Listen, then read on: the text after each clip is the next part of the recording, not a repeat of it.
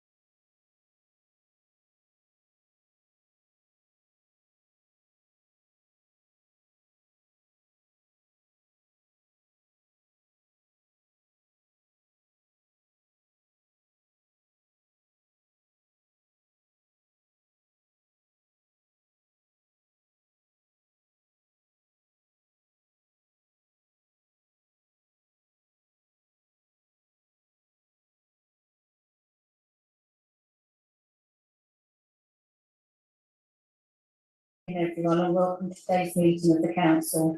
Just a reminder that we are being live streamed on YouTube. The broadcast will end when we go into our private session, and any public still in the chamber at that point will be asked to leave. Before we begin, I would just like the officers to remind us about the arrangements for microphones.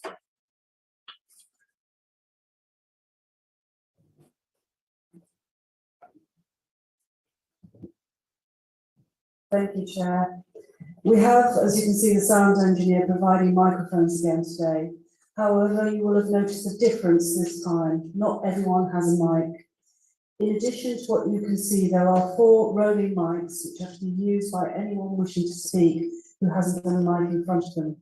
As with the fixed mics, you will need to indicate when you wish to speak, and a member of the team will bring you the mic.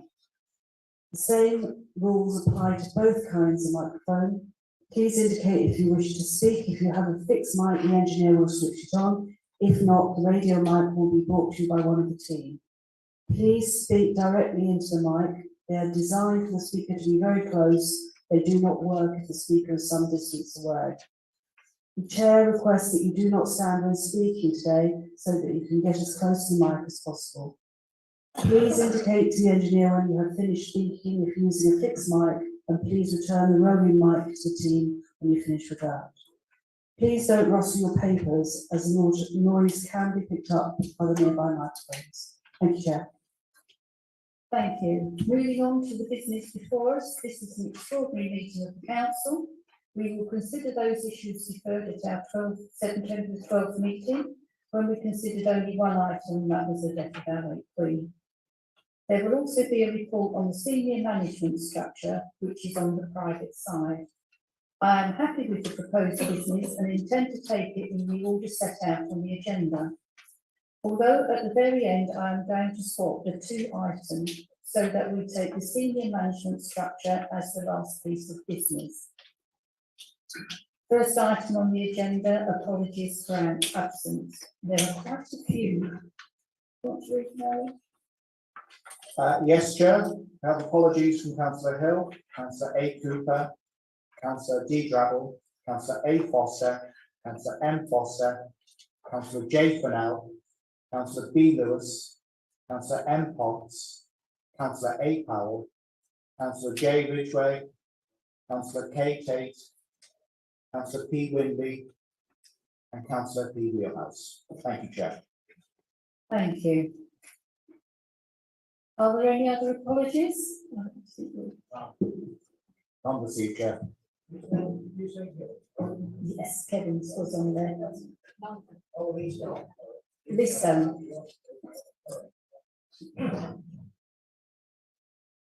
okay. Yeah, thank you, Chair. Councillor Park in Councillor Stratford Steves, I don't think is on the list, and Councillor Romans is running late, but hopes to be here. Thank you. Okay, declarations of interest. Members are requested to declare the existence and nature of any disposable pecuniary interest and or other interest. Councillor Reader?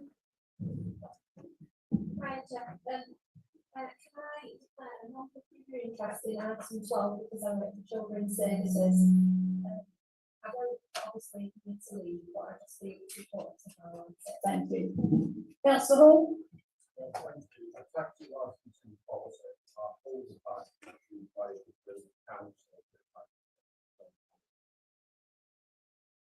Thank you.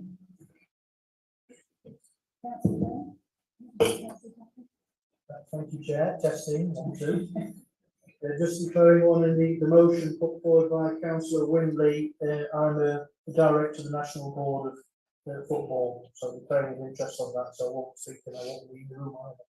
Thank you, Chair. Thank you. Councillor Yeah, item 19 as a Northwood director, but I'm consulted with the one thing I can do to the presentation update before I'm doing that.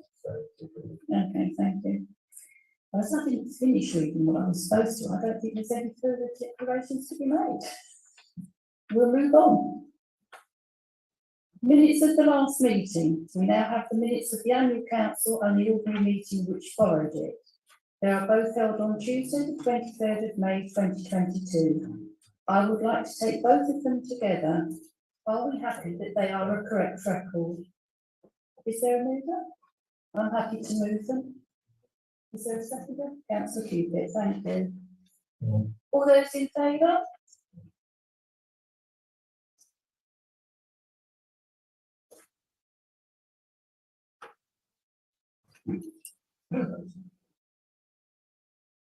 Any against?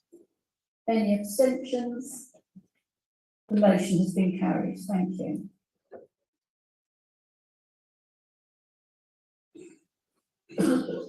I've got a little note here, which I will read out.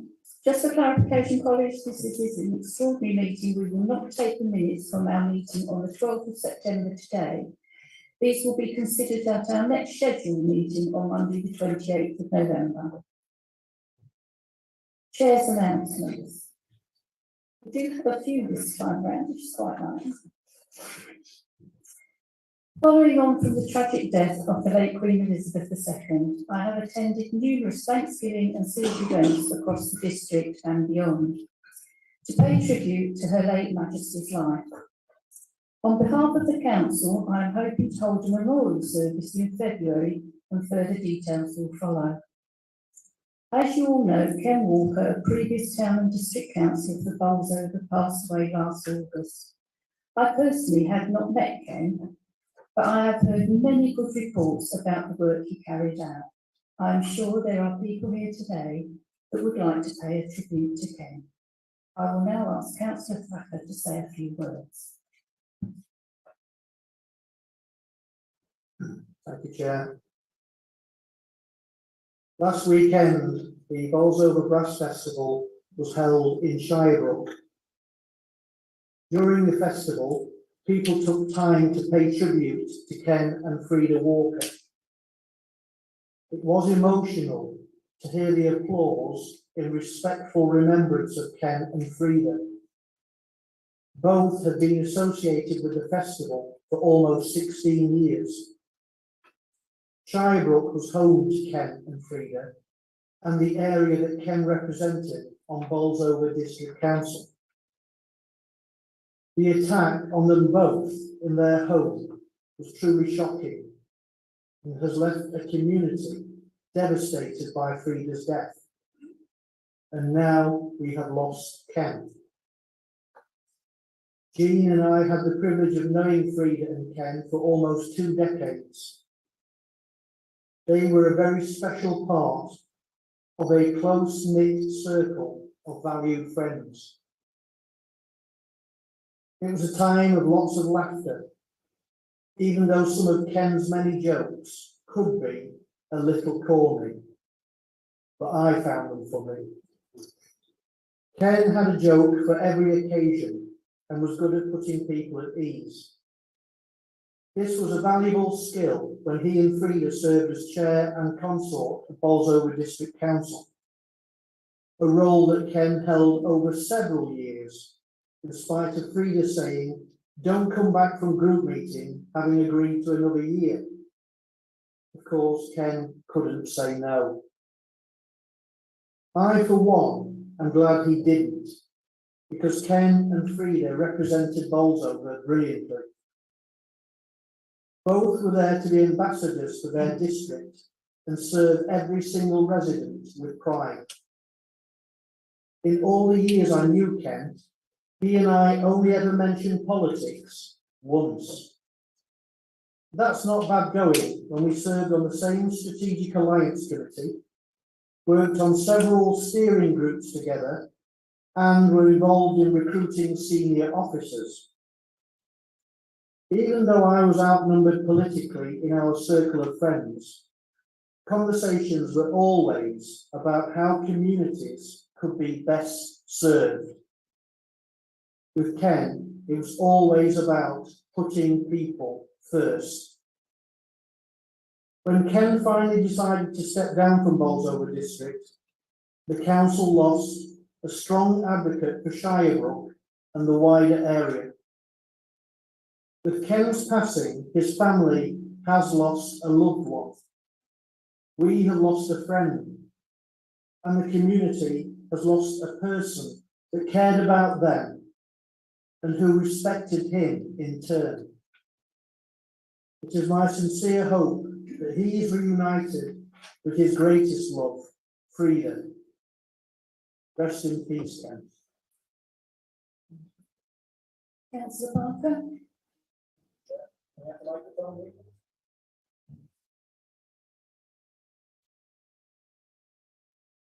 No, thank you.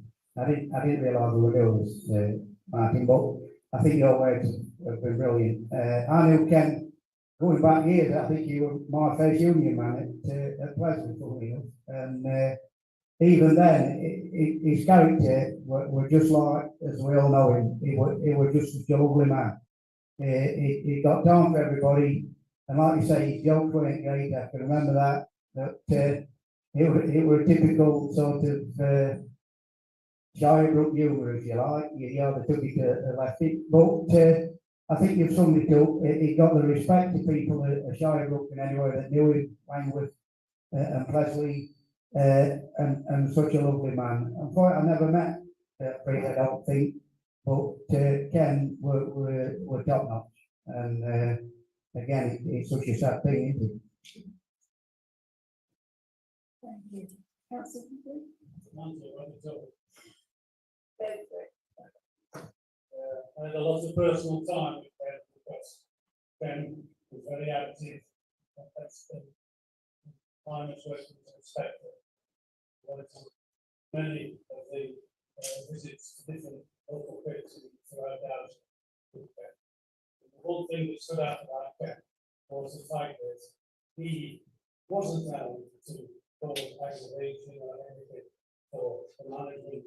He was out to ensure the safety of those he was responsible for. All of the men who worked in the pits throughout Downs. A lot of respect with them, conferences with them within the end, or then years ago. And 1986, 87, my first job involved with Ken. And Ken was actually wanting to respect himself, and that sort of built the association. It was very sad to hear about the rest. I never actually met Frida. So I know for a fact, used for Beatles' destiny, he kept Ken on the same. Well, if there was anything, I guess, something similar to that, but a couple of days to be together. Something else, to the whole, Thank you. Councillor? Thank you, Chair. As a fellow Shirebrook, I know that Ken and his wife were very well thought after in the community, and I think we've lost what we felt through the community for quite a while, actually.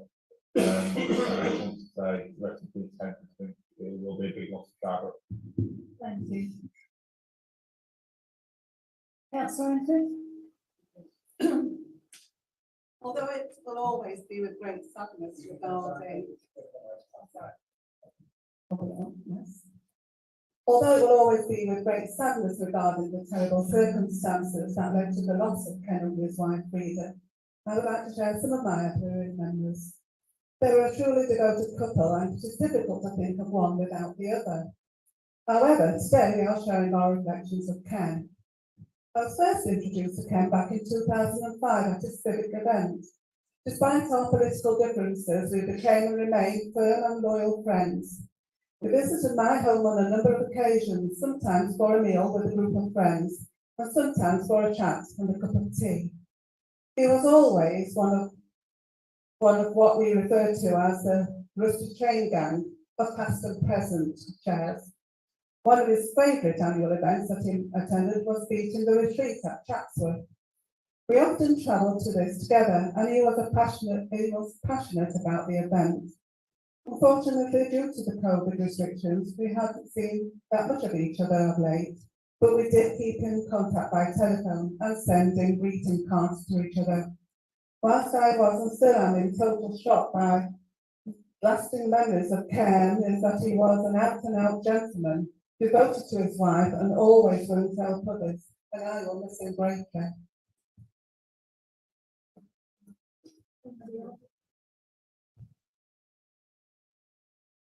Thank you. Are there any other members wishing to speak? No, thank you all for that. It's nice to have an insight to someone who didn't really know. Thank you. On a more uplifting note, with regards to my next fundraising event for SAFA, I am pleased to announce that on Friday, the 2nd of December, we are holding a 70 themes disco. This is all down to Councillor Liggett, some fun, including a 3-course meal. Tickets will cost £35 per person and will go on sale shortly. I hope most of you will be able to join us and support this charity. Thank you. To close, as many of you are aware, Councillor Alan Powell has been taken rather poorly. So on behalf of the council, I would like to wish him a speedy recovery. Thank you.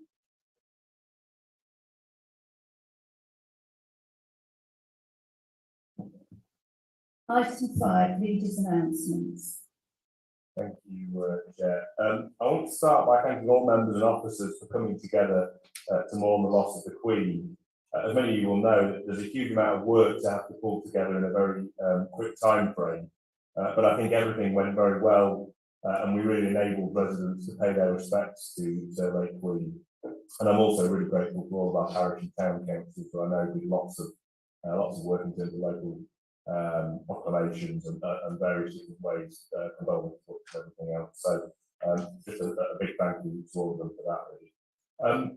I'm delighted that Lionesses Active has opened its doors on Saturday, following a £1.9 million transformation project. I had the opportunity to visit myself a few times over the past few weeks, and it's really amazing to see it finally come together after all that sort of hard work and the construction period. I was there myself on Saturday trying out the soft play area, and I'm pleased to say it held up my weight. So it's pretty sturdy stuff, so pleased about that. Great to see so much interest as well. There was lots of people dropping by to have a look around and sign up for membership, and long may that continue. And I really want to say a big thank you to all of the officers and members who've been involved in that. It really was a great one-team effort involving lots of different officers from lots of different departments. Not without a few bumps in the road, I think we're all aware of that, but we got there in the end. And thanks in particular to Councillor Kenyon and Councillor Powell, who as a portfolio holders have sort of driven it forward, as well as all of the local Lionesses members, in particular Councillor Clough, who been the main point of liaison with the Lionesses Parish Council, and really kept his eye on the project being based across the road there. So thank you very much for that. On the Safer Streets Fund, I'm really pleased that we've been successful in our joint bid for £420,000, and thank you to the PCC and Andrew Foster for her support in that. And we're likely to use a substantial proportion of our allocation of that funding towards the refurbishment of Lionesses Skate Park. This was brought up by a lot of the young people in that area, and really value skate park, but they believe that it could be a lot better. So really pleased to hopefully be able to progress plans on that, and obviously we'll keep everyone updated. Our draft investment plan for the UK Shared Prosperity Fund has been submitted to government, and that details how we intend to use our allocation of £2.58 million over the next 2.5 years. And we're already working very hard in terms of delivery on that. We've got a key focus on parks and play areas, public realm, shop frontage, cycling and walking infrastructure, and community halls and facilities. And really our key priority with that funding is to ensure that it's used on really visible improvements for our community, so that residents can really see firsthand on their doorsteps the benefits that it's bringing. In July, we also submitted our bid for a 17.8 million levelling up fund through the government, a bid we call it Elevating Eckington, and it's all about regenerating and transforming the town centre there, as well as building in a destination park at Lansbury Bay area. We're not sure yet whether that will be successful. I think we'll find out in the next few months. But if we're not successful this time, we will use that as a basis for future bids for funding, and hopefully sooner or later we'll be successful with that. And again, that was a big one-team effort, thanks to Councillor Kenyon and various different officers from across the piece who've been contributing to that bid. Through our work on the Armed Forces Covenant, we were recently awarded the Gold Award as part of the Ministry of Defence's employer recognition scheme. Now, we're one of only about 550 employers in the whole country out of about 7 million employers to have won that. So it's an absolutely amazing achievement. And we're put alongside the likes of Jaguar, Barclays and several others. And even more impressive, given that we're a public sector organisation who, clearly have limited resources and constrained resources, and being able to achieve that status is really, really significant. And it demonstrates our commitment to supporting the armed forces. And I want to thank in particular Councillor Thacker as our armed forces champion, and Steve Lee as our nominated officer for all of their work in achieving that. On devolution, I'm sure members will be aware that an in-principle agreement has been reached between the 4 upper tier leaders and the government for a devolution deal for the East Midlands. It's worth 1.14 billion over 30 years, but will come with an elected mayor, and I know opinions are mixed on that, including my own. But the deal is very clearly not about local government reform, and there will be no changes to any of the council's boundaries or responsibilities, and that is written into the devolution deal itself. But we will consider that in more detail at the forthcoming council meeting in November. And then finally, just want to touch on the council plan. We've recently had an opportunity as Cabinet to review the council plan and our success in terms of delivering the commitments that we set ourselves 3.5 years ago now. I'm pleased to say that the overwhelming majority of the things that we wanted to achieve have been delivered. There are a handful of items still outstanding, and I know that officers are working hard on these. But we're acutely conscious as an administration that the council plan was written, almost in a different world. It was pre-COVID, pre the cost of living crisis, and pre several of the key projects that we're delivering now. We didn't know about the TIP, the Take Off Sound deal at that moment in time. We didn't know about various other things like UK SDF and other projects. So I think it's an opportune moment really for us to look forward to the remaining 7 or so months of the administration. And we feel as a Cabinet that there are 3 key priorities for the Council. The first is obviously continuing the day job. We've got to continue delivering first-class services for our residents, and we're ensuring that we're delivering those as efficiently and effectively as we possibly can. Secondly, the cost of living crisis and supporting our residents and businesses through that. And I know that there is a motion later on the agenda, so I won't talk in any detail yet on that one. And then the final one is the key projects. It seems like the town deal, it's the leisure centre transformation projects, it's UK SDF. We need a laser sharp focus on those projects. We have key timescales to follow and deadlines to reach. So we really need to direct resources to make sure that we get those projects over the line. And that's what we intend to do over the coming 3 months. Clearly, coming 7 months. Clearly, we've not forgotten about the council plan, but it's an opportune time at the moment to really reset the priorities moving forward. And that's it for me. Thank you, Chair. Thank you.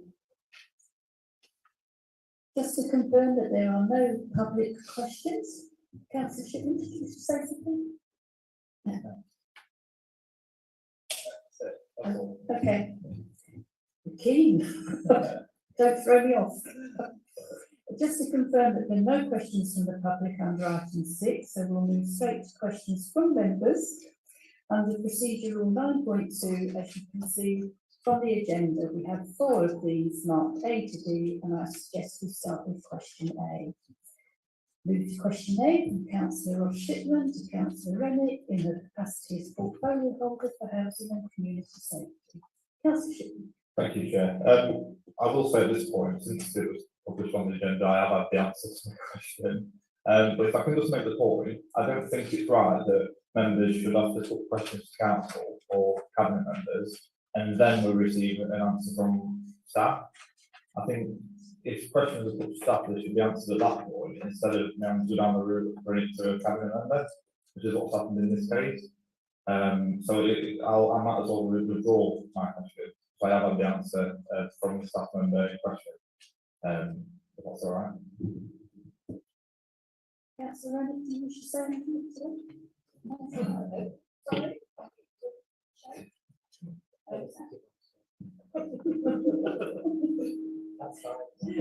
Question B.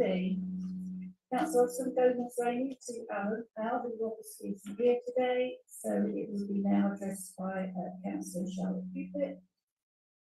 I'm going to ask Councillor Williams to read out his question. Thank you, Chair. So recently I've started doing some work with the charity, the National Tremor Foundation. And the National Tremor Foundation was founded in 1992. It's an organisation that aims to provide help, support and advice to all those with forms of tremor, irrespective of age. The foundation is a charity dedicated to people with tremors, and its mission is to provide advice, support and publish information and promote research. So there are numerous types of tremors that affect individuals of all ages, and the reason for me working with the National Tremor Foundation is a personal one. Last October, I was diagnosed with what is called an essential tremor, and an essential tremor is considered to be one of the most common neurological movement disorders, and it may surprise the council and our residents to know that it is estimated to be 8 to 10 times more prevalent than Parkinson's disease. Whilst tremors are most commonly seen in the elderly, essential tremors can affect people of all ages. In fact, babies can be born with an essential tremor. And there are many people who, like me, will have started to notice their tremor at a young age.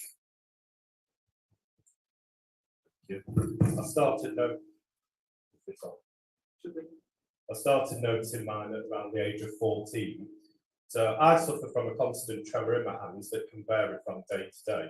On a good day, I'm able to function without issue. But as a young person, the social anxiety before being diagnosed was terrible. Often people who suffer with an essential tremor in my age group will be met with comments suggesting heavy drinking or worse. The everyday small tasks that people take for granted can be a huge challenge for individuals with a tremor. A great advocate of the National Tremor Foundation is the actor Rob Mallard, who plays Samuel Barlow in Coronation Street. And it was an absolute honour this weekend to attend the National Tremor Foundation's Open Day in Liverpool with Rob. This was a great event that showcased advice, support and lots of information for sufferers, health professionals and others. And it was my pleasure to meet with Rob and talk to him about the ways that we can spread awareness. There are many people who will be out there who will suffer with a tremor in a state of confusion and social anxiety. I would like to ask the council if they would support the National Tremor Foundation in their efforts to spread awareness of tremors and provide advice and support for those who need it. Thank you. Councillor Cooper? Thank you, Chair.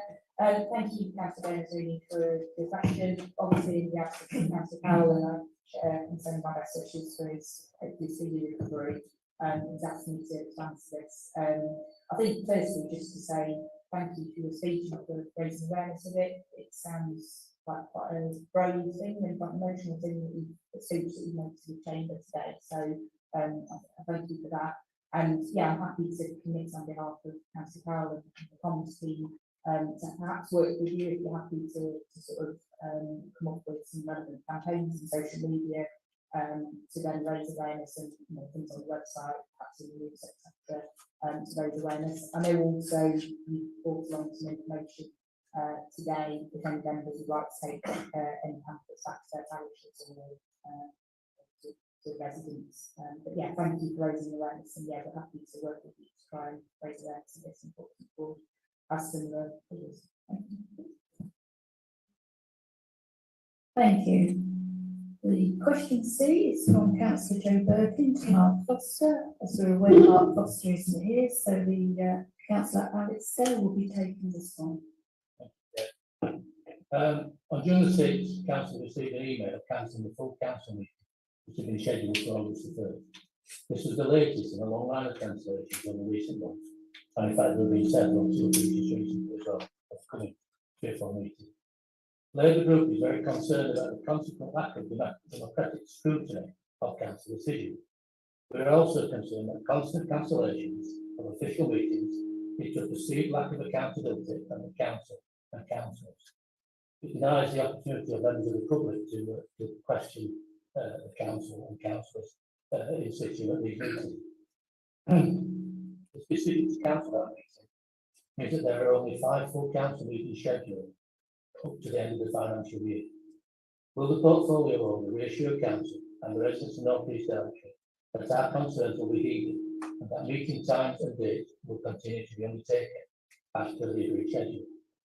One danger of cancellations came up recently by the postponement of the September meeting, and quite correctly that was due to the death of the Queen, but it meant again that the business of the council was shunted forward for another meeting. Thank you, Chair. Thank you. Councillor Dale? Thank you, Chair, and thank you, Councillor Burton, for your question. Just for clarity, I know you referenced the financial year, but obviously in terms of the corporate year, my understanding is that there was 7 meetings during the corporate year plus the AGM, and obviously one of those has been cancelled, so there still should be 6 meetings plus the AGM during this corporate year, running obviously May to May. The reason I understand that the full council meeting was due to lack of business. There were a number of items, papers, reports, if you like, that weren't ready at that stage. But you can tell by the length of today's agenda, they are obviously ready now. Group leaders, I understand, were made aware of the intention to cancel the meeting. I'm not aware of any negative feedback from the Labour group leader or any other group leader for that matter. We obviously always have the option to hold an extraordinary meeting as we are doing today, as you rightly say, having deferred the business from last month's meeting due to the passing of the Queen. And obviously, should any urgent business arise, we won't hesitate to call another. It's worth highlighting that full council is not the only decision-making meeting. Cabinet continues to meet monthly, and obviously a lot of the business, is at cabinet level rather than full council level. I am aware that there have been some postponement of scrutiny meetings, but I understand that they are postponements rather than cancellations. That's what I've been informed, and I think that has been covered. Yeah, thank you. Councillor, do you wish to respond? Please, Chair, thank you. Thanks for that, Councillor Dale. Yeah, you're right that the number of meetings have been had, but they've shunted down, so that we've gone up to 4 months without the opportunity for scrutiny of any of the plans and actions. I was going to ask you what the work was. We were told on the 1st of August that a lot of work is currently underway, not be ready for consideration decision by the council until early autumn. So again, several months there. So why was it unable to be presented in the time of that? So these business items are on the agenda now. But the concern that we have is why is it taking 4 months for them to get here? Well, I don't think I don't think it's taking 4 months to get the business run. It's just that naturally the progression of meetings, you're not going to hold one in August, of course, and there was some concern around the August meeting in terms of deliberations that a lot of people do go away. So if we'd have held the August meeting, I'm sure you would have been coming up with a question complaining about that. So we're a little bit sort of damned whatever we do, I think, to be honest. My understanding is that there were several items on the agenda that were being worked on but weren't in a position that they were ready. The other issues around the chamber, we were hoping to have some of the works done to the chamber prior to that. Hopefully that's not happened, but that creates an extra complication. Obviously, we don't intend to cancel meetings. That's not what we want to do. We don't want to, as painful as it is for me to say, I want the opposition to be able to scrutinise us and for residents as well. So that's not what we're about at all. It's just, I think, unfortunately, in these cases, it's just been a combination of circumstances. Thank you. On to our final question, which is question D, and this is from Councillor Tracy Reader to Councillor Jess Kenyon, Portfolio for Economic Transformation and Climate Change. Councillor Reader. Am I switched on? Councillor Kenyon, would the Cabinet tell Council how much of the 24 million Claycross Town Deal Fund has now been spent or committed, including detailing how much has been spent on employing external consultants? Thank you. Councillor Kenyon. Thank you, Chair. Thank you, Councillor Reader. Yes, of the 24.1 million town deal fund, so far 9.41 million has been committed, of which 7 million is for Charlie Park Leisure Centre, 150k for a railway station feasibility study, 150k for a low carbon energy strategy, and 160k for project management, and finally 1.95 million for a low carbon grant fund. The only spend from that so far of the 24.1 million is 94k on projects and programme management. Like most funding programmes, for example, LEADER being the recent one, the programme management team are the interface between the funder and the council and ensure compliance with funding criteria, submission documents and drive timescales. And there's also a project manager role driving the projects forward from concept to submission, which is what that 94k has been used for. The initial grant of 24.1 million was also supported by 252k of government funding for specialist consultancy in preparing business cases and to refine the original concepts in the bid. And that's part of the assurance and development process to ensure each element of the bid demonstrates value for money for public spending, and it also develops the initial concepts into deliverable cost of projects. And those are not skills that we retain in-house, such as economists, cost consultants, building surveyors, transport consultants, architects, and so on. And in addition, there was also 500k of early release funding provided by the government to enable immediate interventions such as demolition and site remediation, and which we used to create 2 development platforms. Thank you. Councillor Reid, just to respond. Thank you for that. It's good to have an update. Can I just ask, particularly as I'm a member of Playcross Parish Council as well, if we can continue to receive updates. We did have call-ups attend a meeting with us, but I'd appreciate if we could continue to have regular updates in the parish with regards to what's happening with that money. Thank you. Yes, of course, Councillor Reader.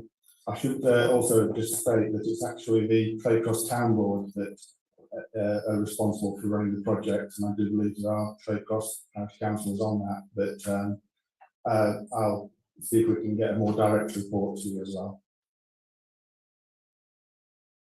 Thank you.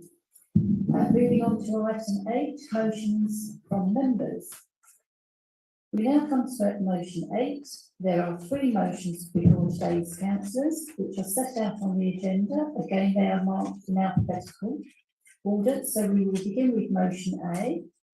Motion A, I believe, was from legal councillor Shipman is going to take her place. Thank you, Chair. Obviously, we've seen the Lionesses go on and win the European Championships this summer. And off the back of that, I've been speaking to some of the local football clubs in our ward in Clifton, and they are seeing a massive influx in girls wanting to play football, which is a really good thing.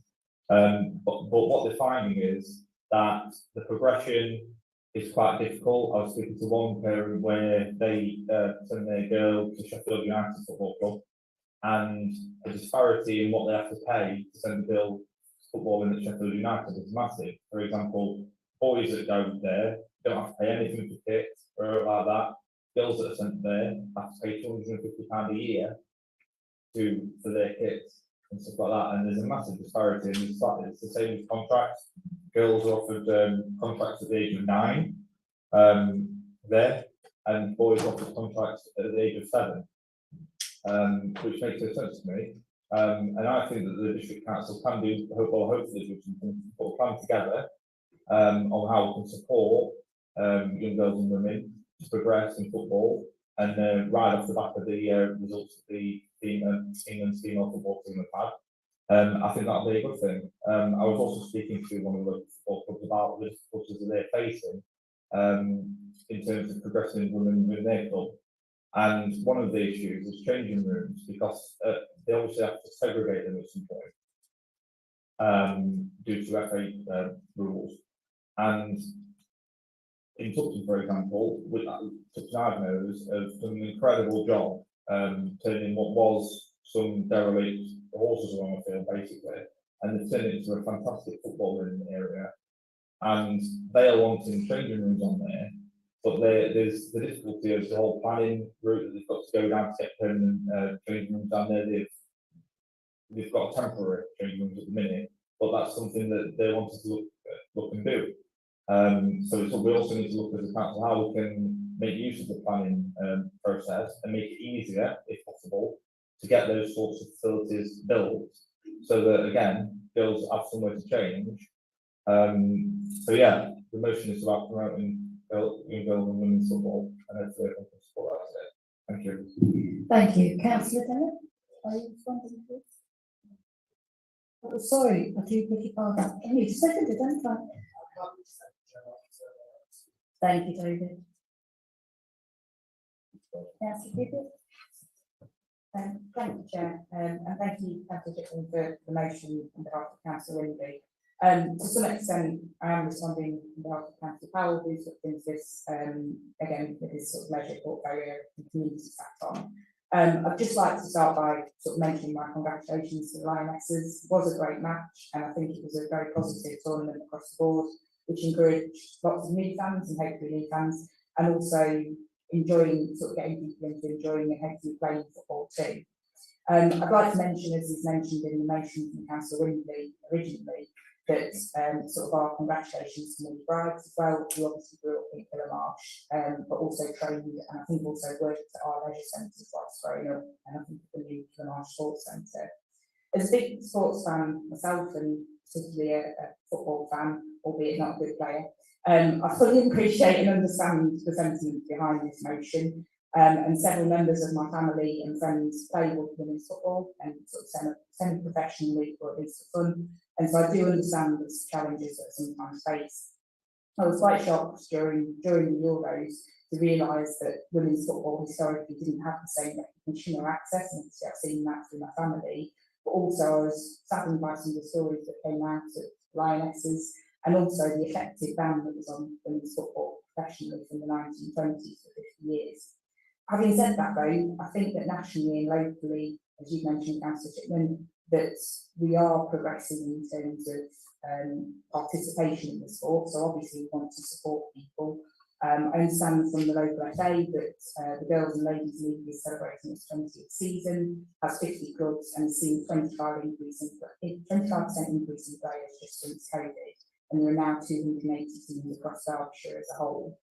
In terms of recognising what we've mentioned about facilities available, there are various forms of grants for both female and male clubs across the sort of county, from the FA, Football Foundation, local football clubs and councils to help with facilities, kits, matches. And I'm happy to sign Councillor Powell up and the council to support signposting because I think that there is funding there. Further to this, I think this council is doing a lot to support women's football already, so I just wanted to raise awareness of that, but also all football and sports awareness. I think that's an important part to highlight. Councillor Dale's outlined in his leaders briefing today the fantastic news of the opening of the refurbished Kilmarsh Active, which will support 3 women's teams, adults and juniors, and we're also partnering with Sheffield Football Club to provide additional girls training. Similarly, the new Charlotte Park, which we'll see later on today, will have a new 3G floodlit pitch to provide centre and year-round facilities, but it will also have village changing rooms to allow better access for everyone, including women and children and girls. Having said that, I know that there is always more to do across all sport, but to me that does apply across all sport, not just football, and to all genders, but also all abilities. And I know grassroots sports in particular has been negatively impacted by the pandemic.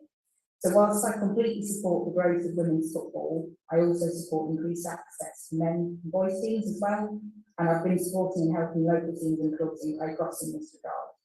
So whilst I support what I think is the main aim and motive of this motion, I personally cannot support the motion today, as I think it would miss some key areas of development. For instance, we need to be encouraging access to all sports, not just football, for all genders, abilities, but also disabilities as well.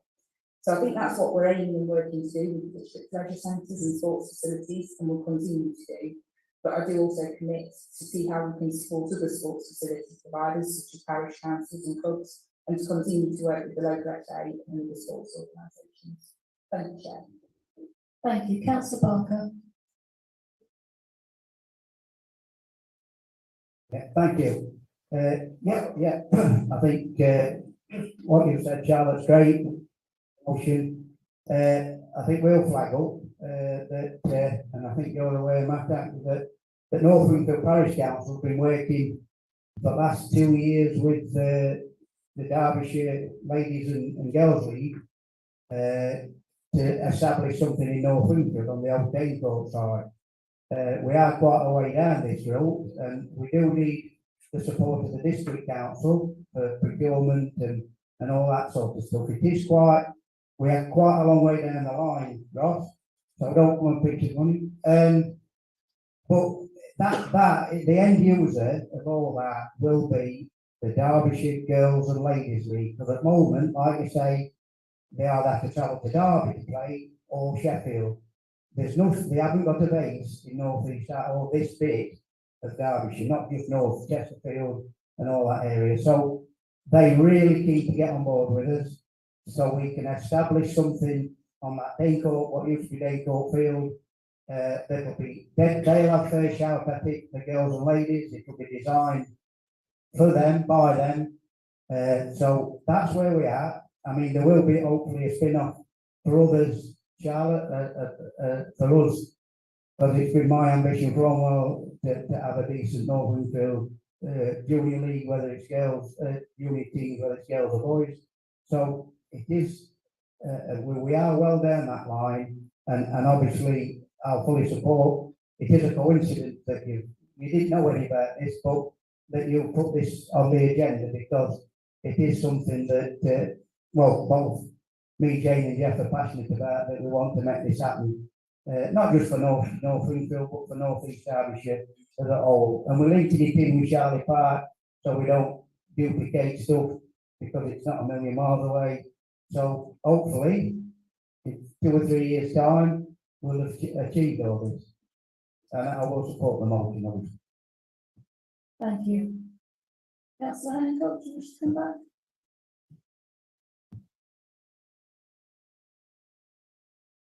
Thank you, Chair. Many congratulations to Nigel and North Enfield. I think it's brilliant to see that the business is all there, and if anything to help, then certainly will. I'm a little bit surprised by Councillor Cupid's comments, because while we have a party that talks of levelling up, well, the only way to level up is to actually invest in the areas that's falling short. And of course, the women's aspect of football is the area that is falling short. So her response, whilst I understand the motive of it, it does kind of lack the spirit of what her own government is trying to do. So it would be nice if the Conservative group would join ourselves and Labour in supporting this motion. Thank you. Thank you. Any other? Councillor Shipman? Thank you, Chair. Sorry, Councillor Shipman, Mr. Hand.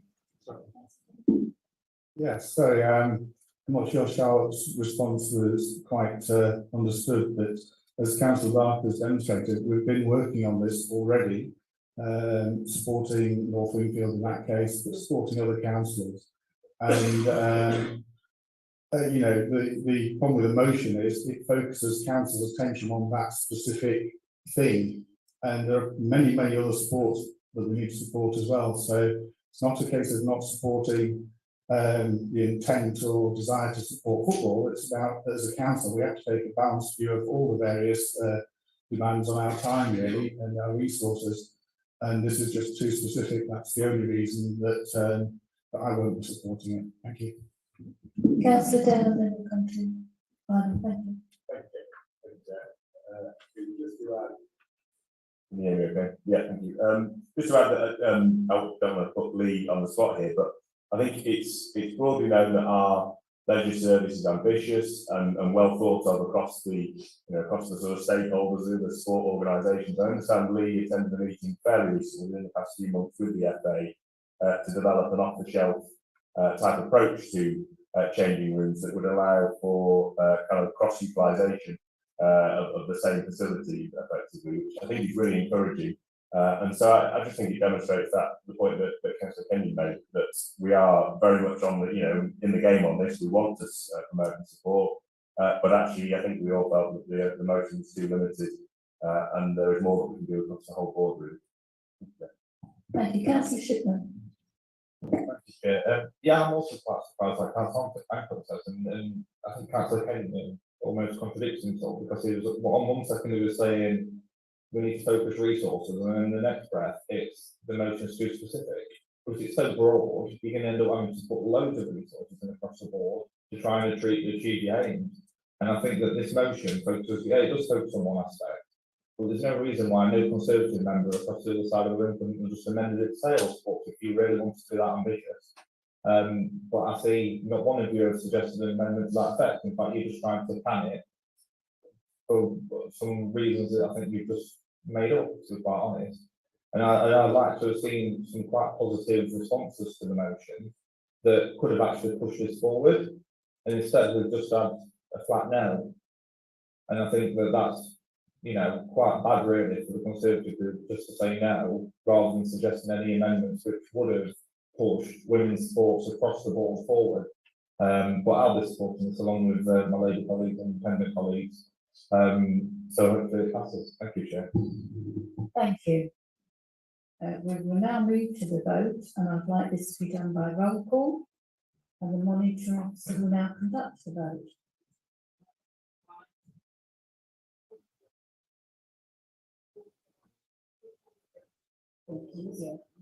It was just- Okay. We'll do a show of hands. Those in favour of the motion?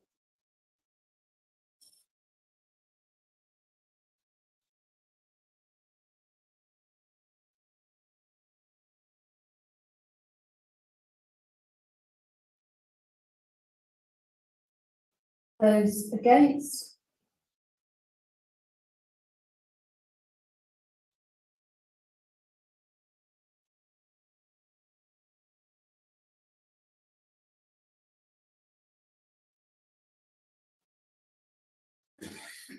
Any abstentions?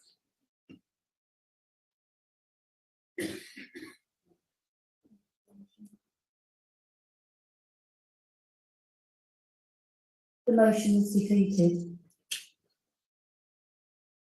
Moving on to the next motion. Motion B, I believe this is from David Hancock, and will this be seconded by Councillor Shipman? You want the numbers?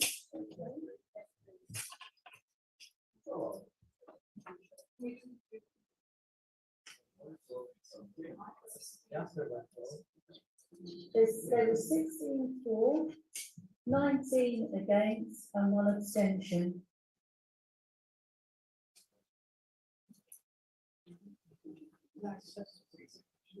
This is one of the reasons we like to do a roll call. It does make it very clear then where we are at.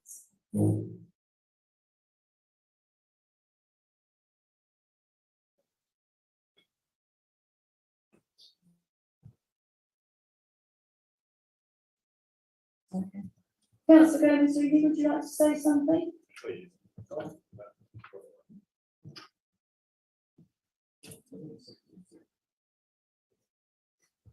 Thank you, Chair. I was just going to say, I just think this is quite an inappropriate response.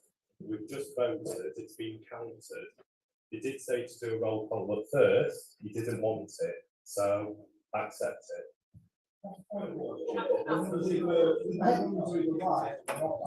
I think we're just going to add up how many are actually here. Okay, I've been advised that we just take the numbers as is and we will move on.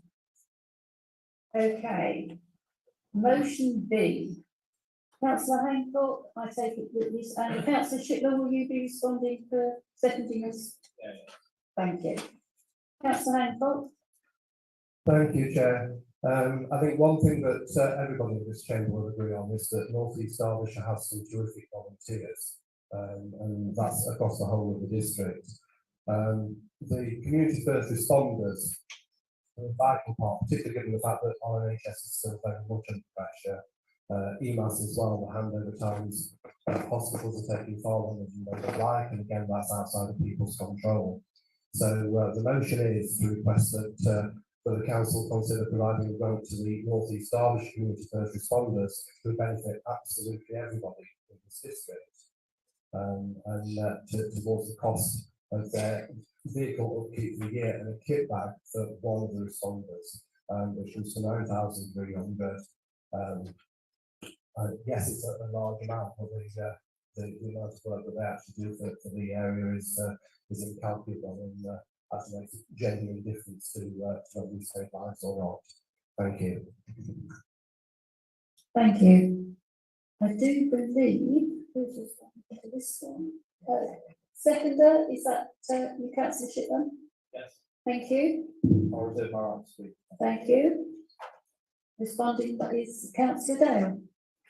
Thank you, Chair. Assuming that's working, yeah.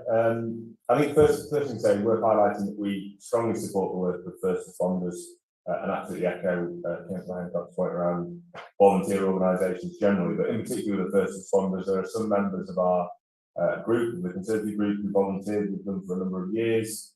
Myself and I know other councillors have also supported them with funding through the Members Community Leadership Scheme. And I'm absolutely keen to learn more about this request for funding. I'm very happy to arrange a meeting for them with Steve Lee and the relevant cabinet member, which would be Alan.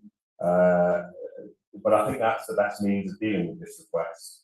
There really isn't enough information within the wording of this motion to really sort of decide on this basis. I think we need to drill down into that a bit more, understand exactly how it's going to be used, what outcomes will be expected, how many residents they serve, for example, throughout the course of the year, all of those sorts of things. And I think we do have a duty to our taxpayers, particularly when we make grants, to ensure that it's being used for the right results and we're getting the right outcomes that we expect. And we have existing grant schemes, as you know, the community action grants, but also our voluntary and community services grants that we distribute about £130,000 a year to.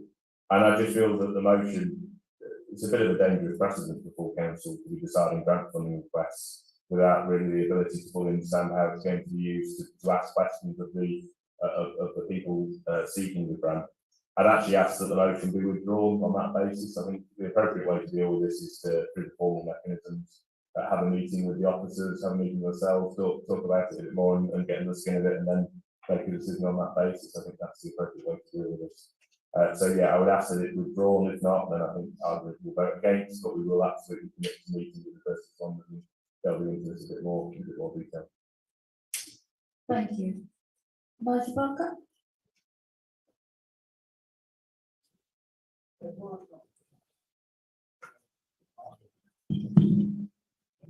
Oh, Mike. Yeah, I echo Alex really what you said. I think that's a fair response. I think if you would withdraw it and take that offer up, I think that's the best way forward. It is a precedent. I think if we start taking applications like this at full council meeting, it is a right can of worms, that one.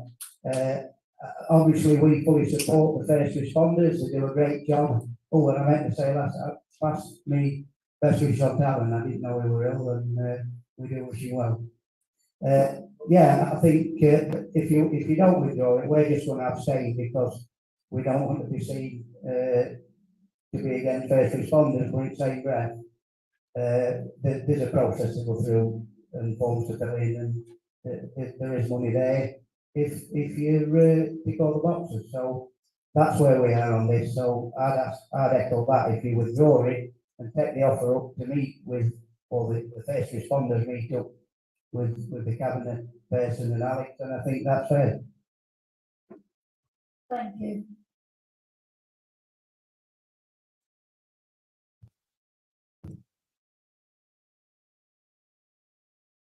Councillor Chipman. Will withdraw on the basis that there's that commitment to meet with someone from the first responders. Thank you.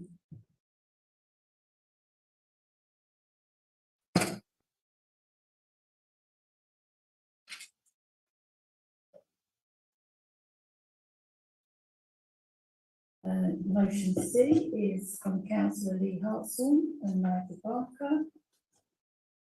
Councillor Hartsell. Thank you, Chair. Obviously, things have moved on a little bit since this motion was originally submitted. Obviously, we've had since it was originally submitted, we've had mortgage rate increases, we've had increase in inflation protection. But I still think this is a relative motion to submit. I mean, we've even had changes today where they've put the decrease in tax on the British in society. Another embarrassing climb down. But we'll carry on with the motion as is, which stands that many people in North East Derbyshire continue to struggle financially with the cost of living crisis and are living with fear of things getting much worse during the course of this year and next. Council believes that any refusal by government to offer support over rising energy bills and to just focus on tax cuts would be nothing less than a holiday from reality. Council agrees that the answer to this cost of living crisis cannot be simply further handouts and make tax cuts that would favour the wealthy and big business. Council would oppose any government policy that safeguards the stock options of the FTSE 100 executives over supporting the poorest in our society, and especially the residents of North East Derbyshire. Council believes that much more must be done to help residents in North East Derbyshire this winter. Council resolves to work with the voluntary sector to help support families during this cost of living crisis by working with parish councils and other community groups to explore the possibility of establishing, we put warm zones, but we mean warm spaces around the district for the use of residents throughout the winter. Right to the new Prime Minister calling her to freeze the energy price cap to ensure that people on prepayment meters do not have to pay more for their energy than others. Thank you, Chair. Thank you. Can I have a seconder? Thank you.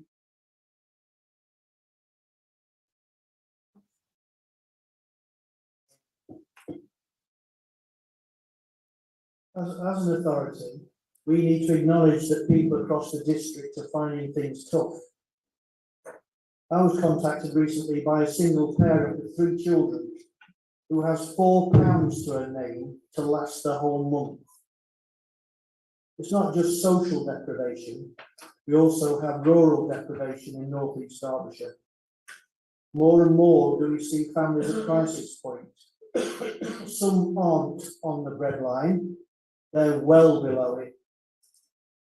Let me share with you how I see trickle-down economics. There are those who are facing desperation because they are in spiralling debt. Some farmers in my ward tell me they are facing bankruptcy. We know that depression among the farming community is on the rise, and so is the number of suicides. Result, families in crisis. People are turning to ways to help escape reality. This includes alcohol and substance abuse. It also includes gambling as a quick fix because your luck might turn. It never does. Result, people in crisis. Some turn to crime, and we now see increasing cases of theft and shoplifting among other activities that impact on us all. Result, society in crisis. It's not enough to stand idly by as a council and say there is nothing we can do about this. It's not enough to say we're going to write a letter to government. We need to find practical ways of implementing action. We have a moral responsibility. When I set up Viper during lockdown, there were many cross-party innovative approaches to supporting our residents. Viper, or whatever you call it these days, must convene to plan action for all pragmatic possibilities to address the financial situation's impact on the people we serve. We have a human crisis happening, and this council must act now. We need an amended motion that sets out what we can do to make a bigger difference, including how Viper can be repurposed to address these issues for every single person in North East Derbyshire. Thank you, Chair.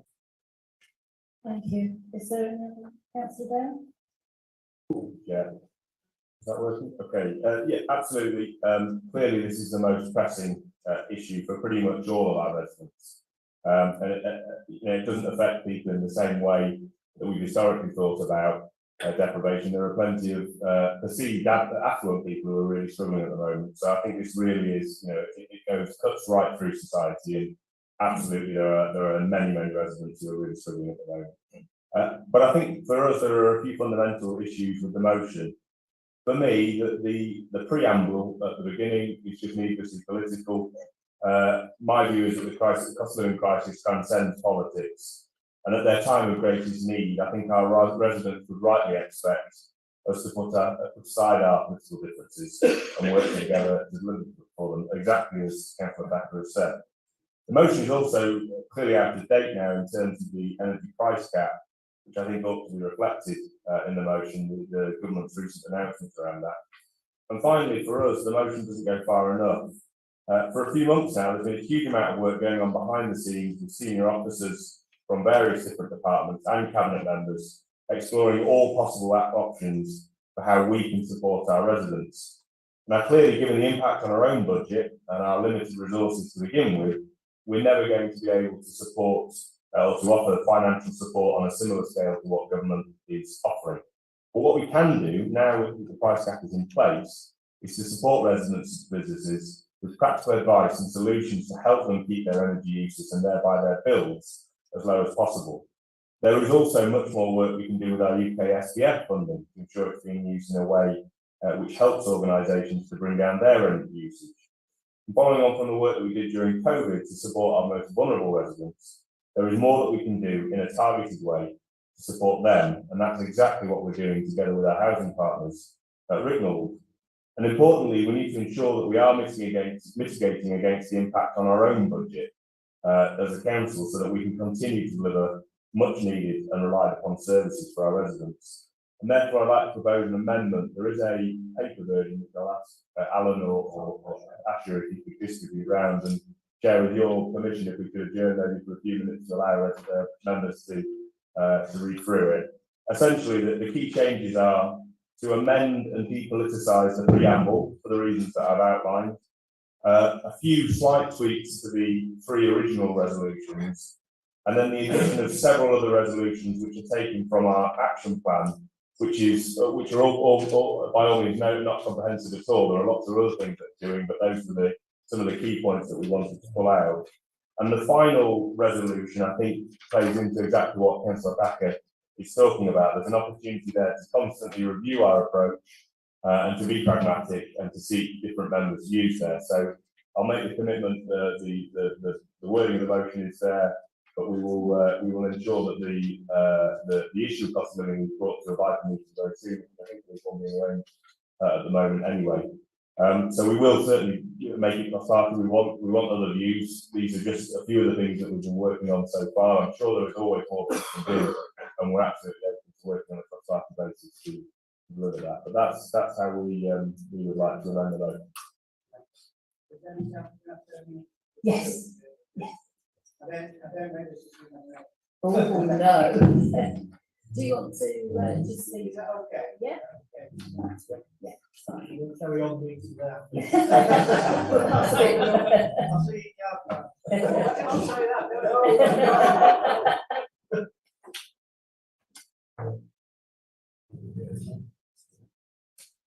Martin, could you just pause the feed for a while?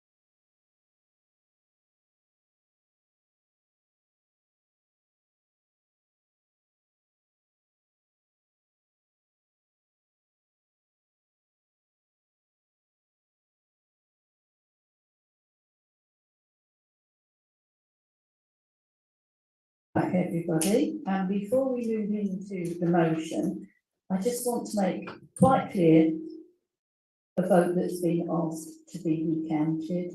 This is one of the reasons I like a roll call, so we do not go through all this hoo-ha again. On this side, our group have 18 members. On that side, there are 17. We had one member that abstained, so I would have been given the casting vote anyway, so the result is still the same. I hope that is clear to everybody. Point of order, Chair, that's not what actually unfolded though, that's the point I was making, because when those numbers were being read out, you said it passed, Yes, it did, and you did not give your casting vote one way or the other. because we went by the original No, well, numbers. And then when I questioned it, the response I got was true. Yeah. I was like, acceptable, the votes are the votes one way or the other. Well, it is where it is now, and that's closing the matter. I will not take any more. We need to get it right here, that's all. That is why we have a roll call, because we will not have to have this situation again. We never had a roll call before. Yes, we have.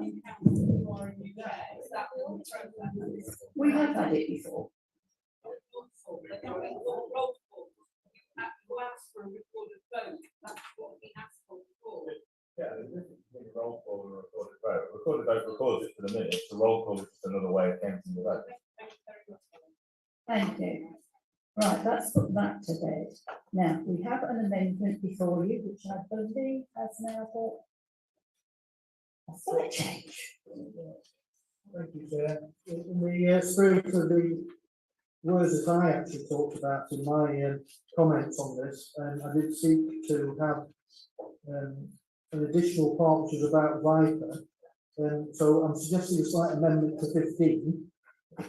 It's number 15, so that we add where it says assist our residents and businesses in the last line there, comma, working on a cross-party basis, and then we have keeping council updated regularly along the way. I think that's an important part of making sure that we do have that cross-party working. Viper, however else it's done through scrutiny or whatever, so that people know that we are doing this together in an apolitical way. I'll second that, Chair.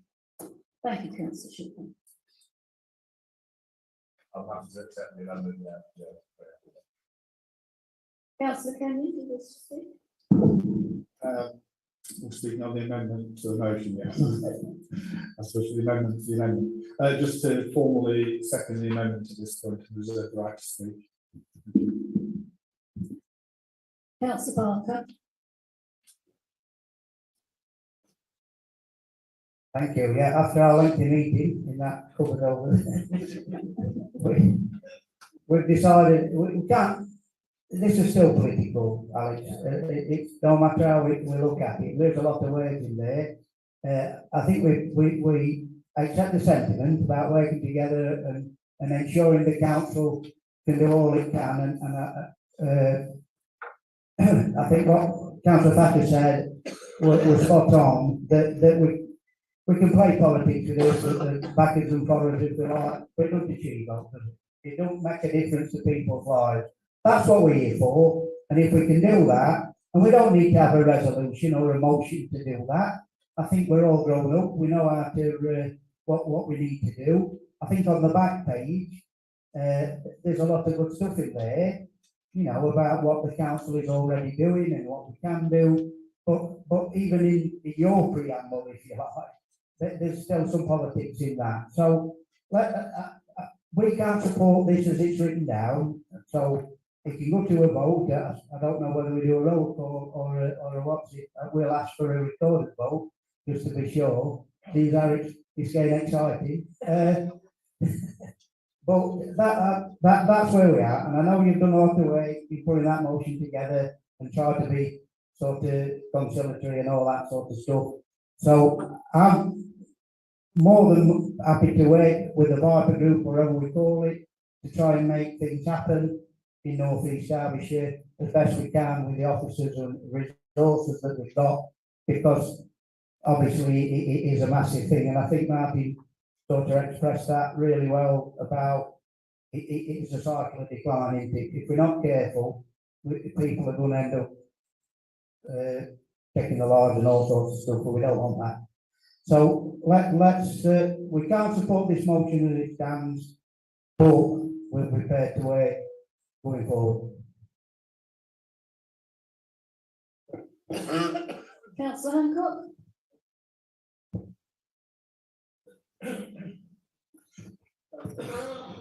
Thank you, Chair. I actually echo much of what Councillor Thacker and what Councillor Barker said.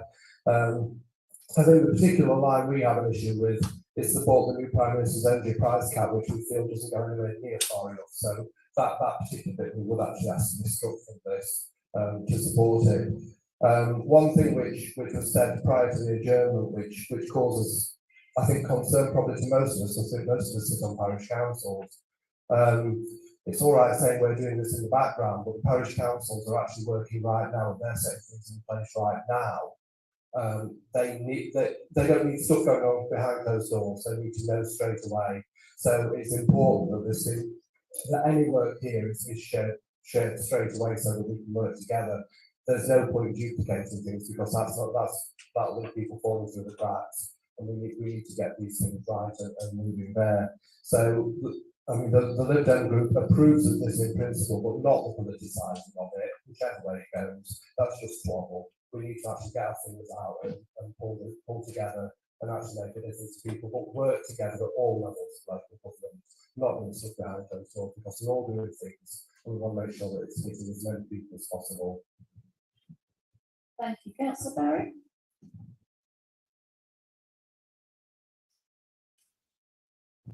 Yeah, like Nigel said, we can't support this, I'm afraid to say. And I'll echo David's sentiments around the support of the new Prime Minister with the price cap. That price cap that she's come up with is very, very misleading. That price cap is on the unit of energy that you're having. You speak to anybody in the street, and most people that you talk to will think that that £2,500 is all they're going to have to pay. She's not made it clear what it stands for and how it's going to affect people individually. So there's no way on this earth I could put my name anywhere near this, as it sounds at the minute. I think it's a damn shame that we had to put a motion in to talk about this crisis. We should have been talking about this as cross-party members before then. We shouldn't have needed to put this in. As a council, we should be proactive for our constituents, and we should have been dealing with this right at the beginning, not leaving it there, not waiting until somebody puts a motion in before we do something about it. We should have been doing it well before now. Thank you. Any other comments? Councillor Dale? I don't really know where to start with. I don't really understand how the changes are political. The only one I can see that is even slightly political is support the new Prime Minister's energy price cap. If it really matters that much, I'll happily change that to note the new Prime Minister's energy cap. And we do go on to say, but urge the government to go further. So we're doing exactly what you set out, including trying to ensure equity for those on prepayment meters. All I've literally done is try to bring the original motion, which was out of date. You know, at the end of the day, it was out of date. The changes have happened since. It's still the original wording of the motion said him/her. It didn't even know when the new Prime Minister was. So I think on that point, we're clearly trying to, do whatever we can to get this over line on a cross-party basis. I would far prefer that you did support it. On the unit of energy point, I think you're absolutely right that it is down to the unit of energy, and that's why so many of these things are focusing on ensuring that our residents know how to bring down their energy usage, and they're not using more energy than they need to. So on the unit per energy issue, then yeah, absolutely, that no one's trying to hide the fact that the average 2,500 bill price is based on a per unit of energy increase. The rest of the motion is, as far as I can see, it's political. It's about doing the right things for our residents. And then the other point, just around springing this on now or not involving everyone, we've been doing work on this for months and months and months. There's been a lot of work going on.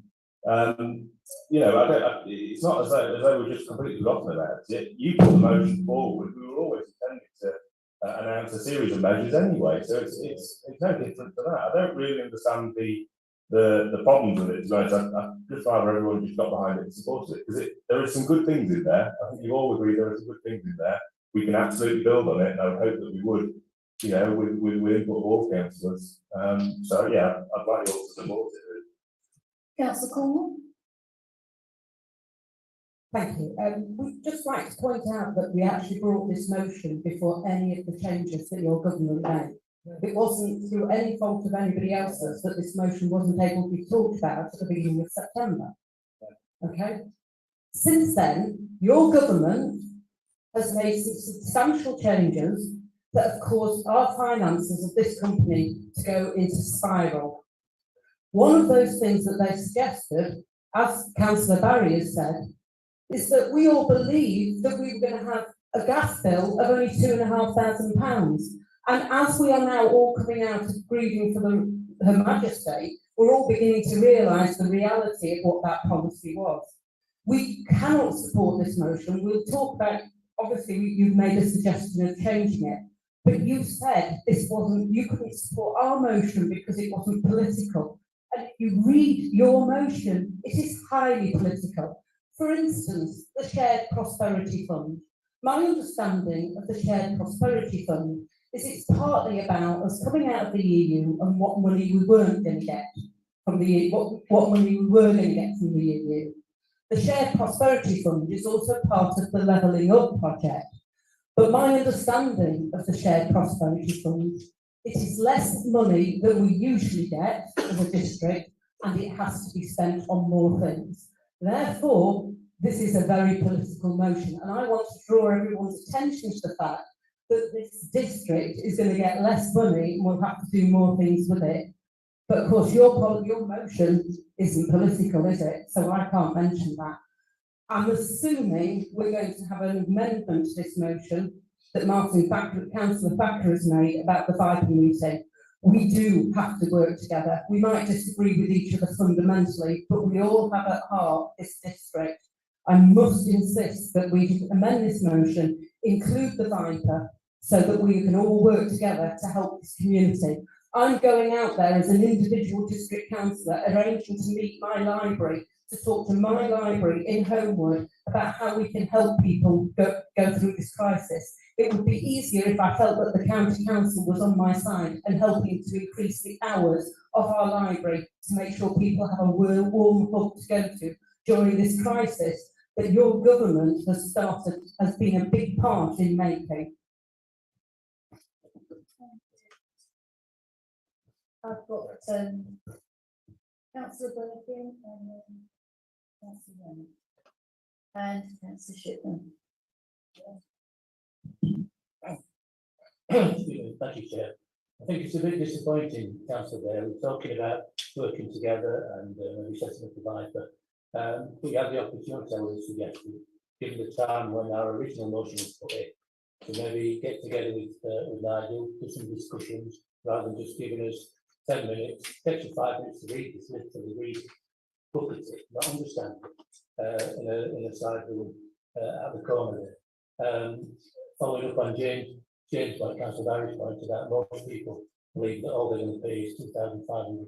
I think if you listen to some of those radio interviews that your new Prime Minister did the other day, she was one who said you will only be paying £2,500. Oops, she's the leader of this country. Help us. Thank you. Councillor Rennie? I've just had it, it's not going to be perfect, but this package, it was most generous in Europe. So actually, we're going to be doing a lot better than some countries. And also, in terms of the library, just to make it clear to the library, the recent library in Killamarsh is actually now part of a combined leisure centre where there's far much football and there's also a cafe. It's a warm space to be anyway, with lots of other people there. A great improvement to what we've had 12 months ago. Thank you. Councillor Shipman? Thank you, Chair. For what these motions, when it comes to these motions and the council meetings, it really annoys me. Because when I got elected, I didn't get elected for this one side being political, other side being political, someone suggests something they don't like, or they're being too political. We will support this if number 3 is shortened down to urge the government to go further to support residents. Because I literally could not care less if whatever it's trying to achieve in the rest of it. But that's the only bit that I do not support in this. All the other stuff is great, and we will support it. But please stop with this, all you're being political. Residents want us to go on and just make some decisions. Not abstain, not vote things down because it weren't our idea. And like I said, our group will always vote for something if we think it's a good idea. And if we don't think it's a good idea, we'll vote against it. We won't play this ping pong match, it's a function do this show, and our residents will be absolutely horrified to watch this debate back. So I think if you support most of what's in there, vote for it, and let's actually get something started. And like Councillor Fleck said, we can bring back or whatever it is called now, so we can start and put part of discussions. I'm sure the residents of the district will be absolutely appreciative that we're actually working together to try and do something about it.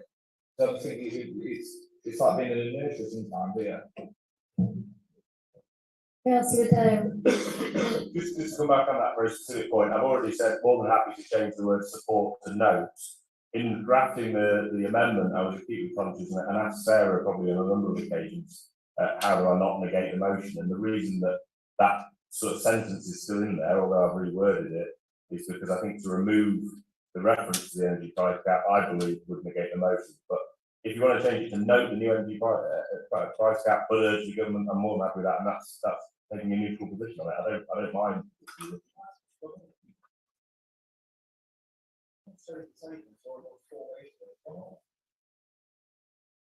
Yeah, but if it wants to go by a lot more.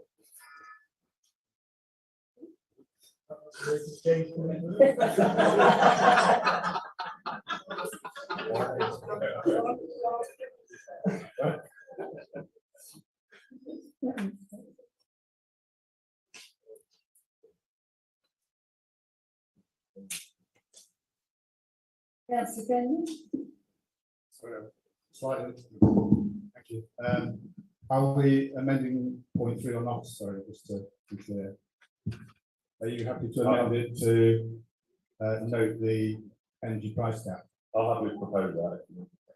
I'd second that change. Get rid of that, it's off the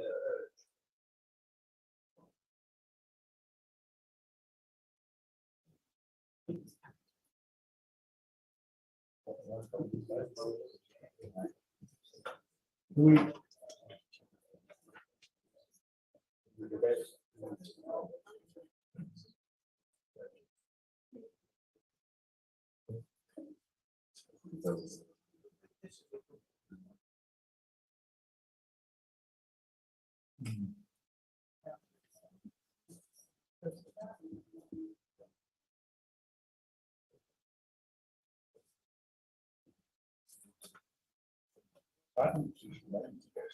Okay, ladies and gentlemen, I'm seeking advice because we seem to go round and round in circles here. We are going to call the discussion to a close. We have the rights of reply now. So the first one is on the amendment. Get one as well.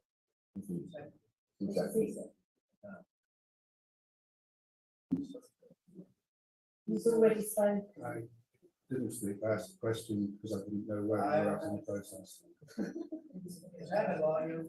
You did reserve your right, so yes, off you go. So, sorry, just to be clear, we're going with the as printed amendment, subject to the change in number 15 to mention cross-party working. Is that okay? I believe it's number 3 is no. No, thank you. Yeah. We're just trying to clear where we are with the amendment so we can take a vote. He's just clarifying where we are at. Because I think most of us are using the word to live over.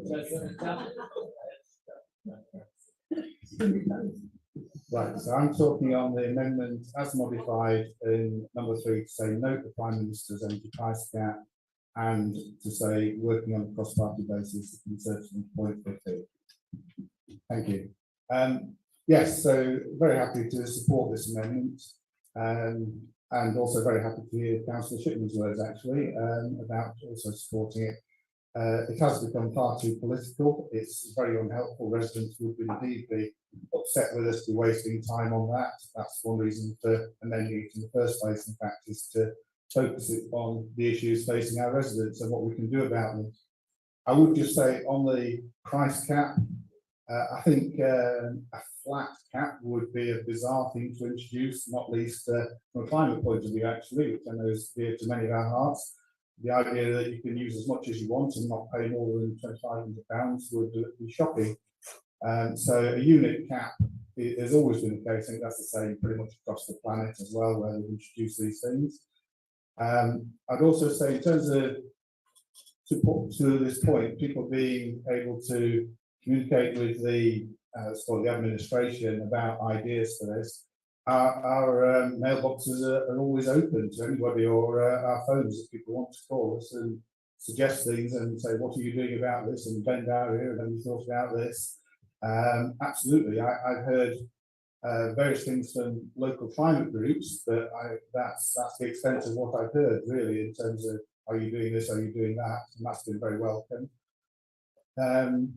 One other particular thing that has come out of it is when we've been analysing it, and as was mentioned earlier, it's a big amendment because it's a huge piece of work.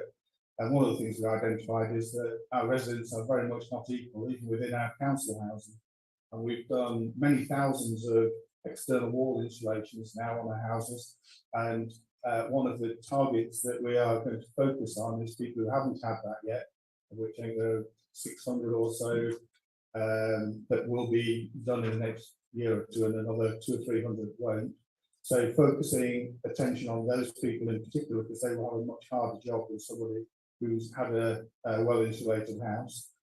And it's a huge number of that sort of little complexities that make up this shared prosperity fund. I mean, a simple way to look at it is anything that we do to avoid businesses or residents wasting their money on energy bills. It all helps with the prosperity of our area, and it's a pound spent on energy is a pound taken out of the local economy, basically. So, yeah, it's again making it not political. It's just about using that resource as best we can. And so, yeah, it's a big piece of work. All help welcome to progress it, please. And I'll second the amendment. Thank you. Councillor Dale? Nothing further to add. As I say, really happy to go whichever way we can to make this non-political. We don't want it to be political. This is about putting aside those differences. We have done a lot of work already in the background, but absolutely there's always ideas from every single person in the chamber that we want to incorporate, and we'll keep doing that. This is not a problem that's going to go away anytime really soon, is it? So, there's ample opportunity to build on this work, and I said at the beginning, it's not comprehensive, so yeah, happy with that. Yeah. Thank you. Councillor Hartson, do you wish to say anything further? Sorry, yes, it doesn't. Don't confuse me any further. Right, now this is just to vote on the amendment.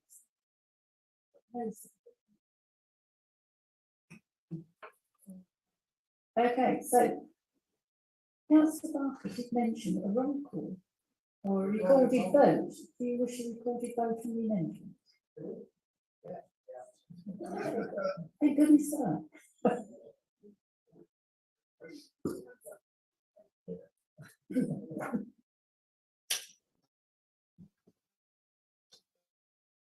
Okay, so thank you, Chair. I'll read your names out, starting at the end of the alphabet.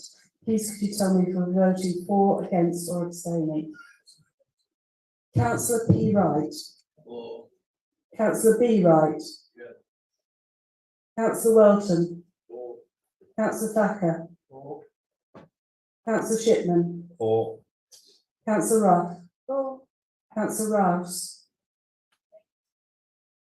Councillor Rowe. Councillor Rennick. Councillor Reader. Councillor Platts. Councillor Pickering. Councillor Lilly. Oh, Councillor Morley, sorry, colleagues. Councillor Liggett. Councillor Lacey. Councillor Kerry. Councillor Kenyon. Councillor Jones. Councillor Hutchinson. Councillor Hartsall. Councillor Hancock. Councillor Hall. Councillor Gomez-Reedy. Councillor Emmons, isn't here? No. Councillor Elliott. Councillor Dayton. Councillor Dale. Councillor Cupid. Councillor Cornwall. Councillor Clough. Councillor Birkin. Councillor Barry. Councillor Barker. Councillor Armitage. Councillor Ancliffe.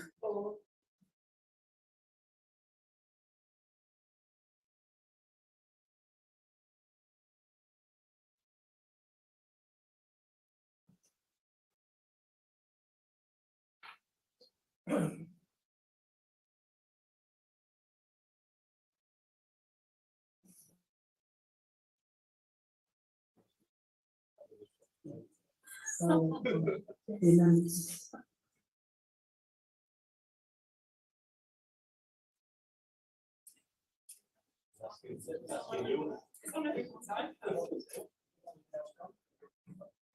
Okay, the results are as follows: 24, 14 against and 1 abstention. The amendment has been carried. Thank you. So we now need a vote on the amended version. So off we go again. Chair, do you wish to do a recorded vote on this one as well? This is the substantive motion as amended. The amendment. Reassuring, councillor.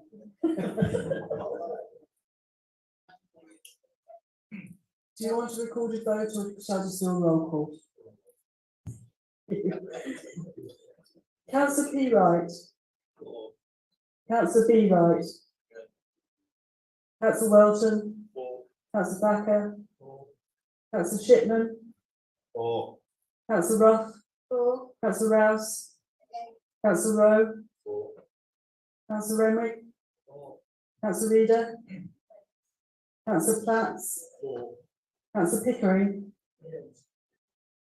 Councillor Morley. Councillor Lilly.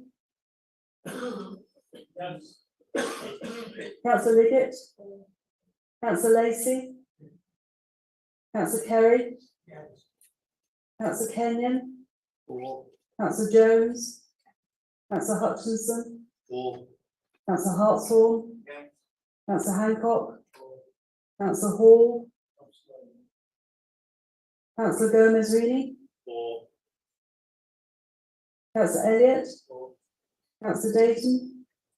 Councillor Dale. Councillor Cupid. Councillor Cornwall. Councillor Clough. Councillor Birkin. Councillor Barry. Councillor Barker. Councillor Armitage. Councillor Ancliffe.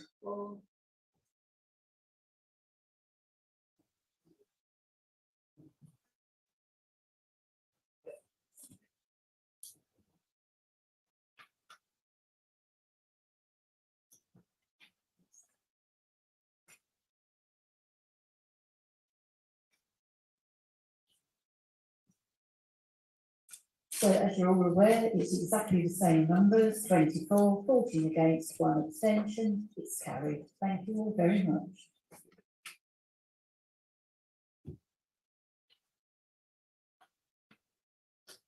Moving on to item 9, Standards of Committee Annual Report. Item 9 is the Standards Annual Report. I would like to invite Councillor Armitage, as chair of the committee, to comment on it and then give any other members a chance to speak. Thank you. Councillor Armitage. Thank you, Chair. And this is non-political. Yes, I am sure. Right, thank you, Chair. The annual report of the Standards Committee for 2021 to 2022 contains at item 9 of your agenda pack, which outlines the work completed by the committee during the last municipal year. I do not intend to cover all these points in detail, but I will go over the key areas. On the matter of complaints, the council received 5 complaints that related to members acting in their capacity as a town or a parish councillor, and 4 complaints relating to an NED district councillor. 1 complaint related to both a district and a parish council. This is a total of 10 complaints, which is a decrease from the previous year when there were 18 complaints were received in total. So we're doing better. Of these complaints, 9 resulted in no further action being taken. 1 complaint resulted in the councillor being advised to apologise and to attend a member training event. During the course of the last municipal year, it was necessary to recruit a new independent person. This recruitment exercise was so successful that on the 26th of April of 2021, Council was invited to appoint 2 new independent persons, in addition to the already existing independent person.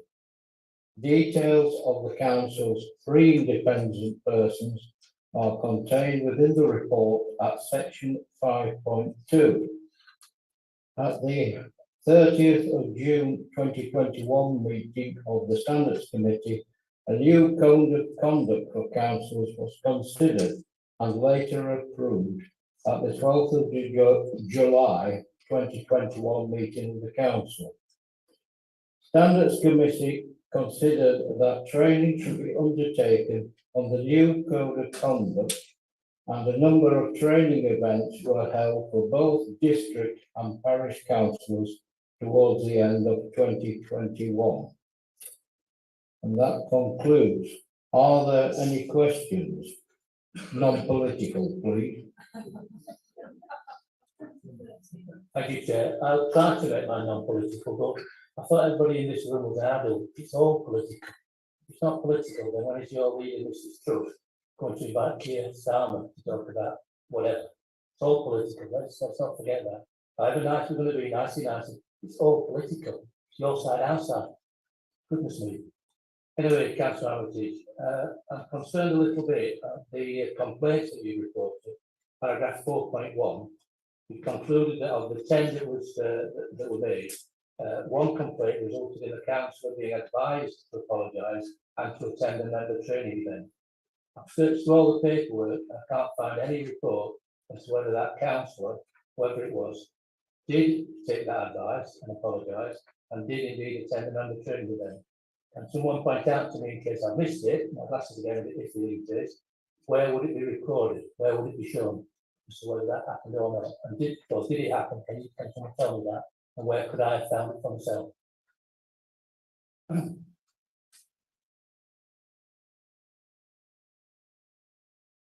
Thank you. I'm afraid I don't carry that information in my head. I will find out for you and get back to you. It would normally be reported as the outcome of an anonymised outcome of a complaint to the Standards Committee. We do that on a regular basis. Where would I have been able to see that then? I would, that's on the Standards Committee minutes or whatever? The Standards Committee has a report on the outcomes of complaints. It's on the table, so it should be in the agenda reports. But I couldn't tell you which one it's for. I'd have to go back and look at it. Sorry, can you get that for me? Yeah, we'll do it. Thank you, Chair. Thank you. Any other comments? No?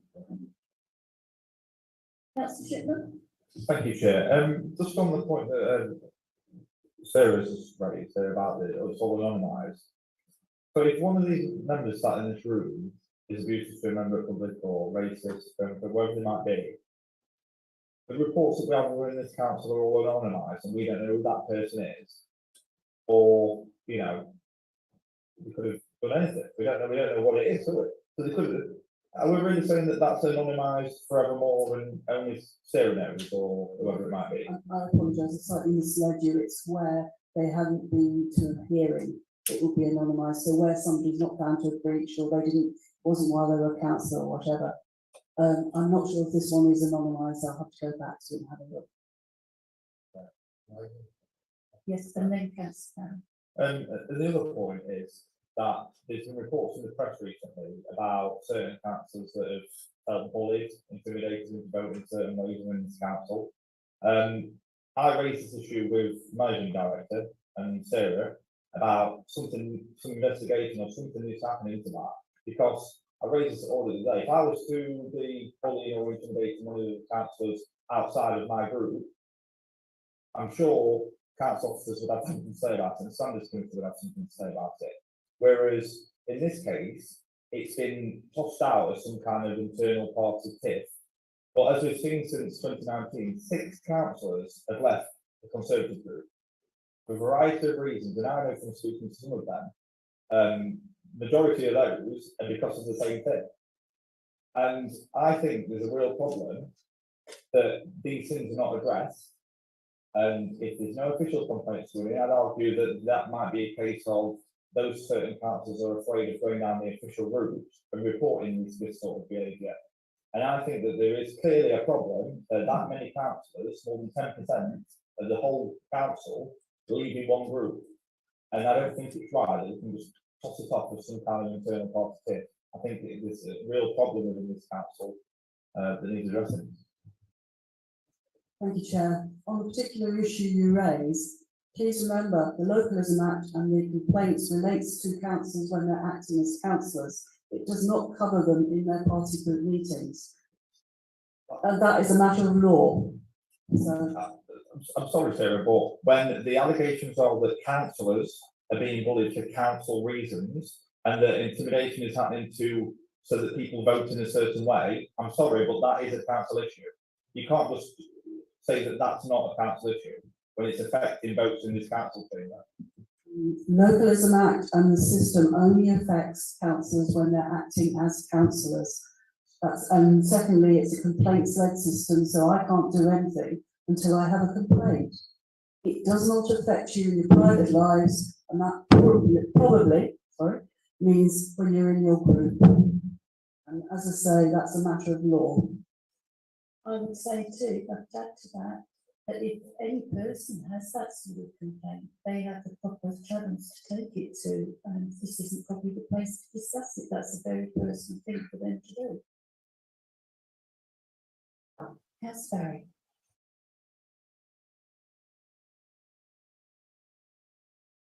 Yeah, just a question really. When an investigation is taking part and it's taking place, you come up with your results, and the people have been informed what that result might be. You know, it could be that there's a suspension or there's an apology or whatever. And say it was to be an apology, so whichever person it was that had done the action that they've done against whoever else it was, should have made an apology. When would that apology actually get put? When it's been when the complaint was in a public meeting and it was affecting a public meeting? When would that apology be given back to the person that was affected in the first place, or to the group for the behaviour of the person that the complaint was about? Just to say, investigation, this is a two-stage process. We don't investigate at the first stage. We look to see whether there's a potential breach of code of conduct. And I have to say, of all the complaints we've had in the last few years, we've never gone into a full-scale, we've once gone into a full-scale investigation. In terms of the apology, I take your points, and we would look at the circumstances of the complaint, when the behaviour complained of was made, in what environment, and look to make an apology in look to get the council to make an apology in a similar environment. You're quite right, it's a public meeting, then it should be a public. So can I ask then why the apology that I was told I would get in a public meeting has never been given? And I have raised that with you before, Sarah. So, and this goes back to 2020, and I'm still waiting for the official apology to take place.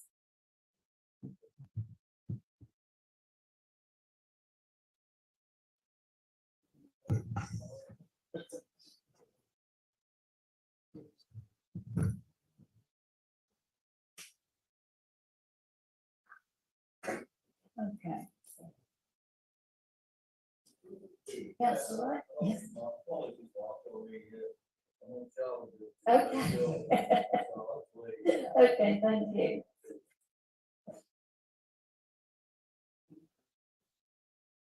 Okay, is everyone happy with what we've heard so far? In which case, I suggest that we note the report, and can we agree this by acclamation? Yes. Please raise your hands nicely. Thank you. Item 10, Scrutiny Committee's Annual Report. We now have Scrutiny Committee's Annual Report. It is the report of the 4 chairs, so I'm going to ask those who are present to comment on it in alphabetical order of the committee, and then give other members a chance to speak. Councillor Thacker is chair of the Audit and Corporate Governance Scrutiny Committee. Is there anything you would like to say? Thank you, Chair. I am a strong advocate for a scrutiny system that is apolitical and puts up a mirror to the workings of council. Good scrutiny leads to effective governance. I can assure you that the Audit and Corporate Governance Scrutiny Committee is a robust forum where financial oversight and strong challenge are key. Section 3.1 of the report provides an outline of our work during the civic year. It is a flavour of all we have achieved. I can assure colleagues that behind every line of the tasks listed is a meeting of healthy debate, mutual agreement and disagreement, positive engagement, and a no stone left unturned approach. Recommendations, where appropriate, are made to Cabinet, for example, improving the investment strategy and considerations about the long-term financial position. Cabinet can rest easy knowing that our committee will be checking progress. The committee strives to develop its own performance, and as a result completed a self-assessment review in accordance with SIPA best practice. I am grateful to those colleagues who have made a positive contribution to the work of the committee, and thank you to officers whose diligent approach is much appreciated. In particular, Jane Dethick, the Section 151 officer, and Jenny Williams, Head of Internal Audit. Thank you, Chair. Thank you. As Councillor Tate is not here, we shall move on to the Chair of Growth Scrutiny Committee, Councillor Cluck. Organisation. Oh, so I do beg your pardon, I put you down here. No, it's nobody here. Okay. It's Councillor Platts. Have you got something to say? Okay, fire away. Thank you, Chair. I'll keep this brief. The overview on the scrutiny annual report details the work undertaken by the Growth Scrutiny Committee across 2021-22. Section 3.3 of the report provides an overview of the work carried out, with the committee meeting on 7 occasions. Various updates from officers were heard on items such as the Clay Cross Town deal, the growth strategy, and the leader programme, to name a few, as well as closing off the scrutiny review on business centres and industrial units. Taking on the chair position halfway into the year, Councillor Stratford Stevenson and the committee decided to undertake a spotlight review into the council's engagement with businesses, as outlined in section 2.3 of the report. but the committee has agreed to extend the remit of the programme into the work streams for the 22-23 municipal year, broadening the scope of the review to encompass more business engagement, which was felt to be important in the context of the post-pandemic economy and broader economic environment. The committee has a full schedule of review topics throughout the 22-23 period. I'd like to express thanks to all colleagues on the committee for their input and to all the officers of support who provided input into the sessions and recommend the report to the council. Thank you, Chair. Thank you. We can move on to council now for organisations.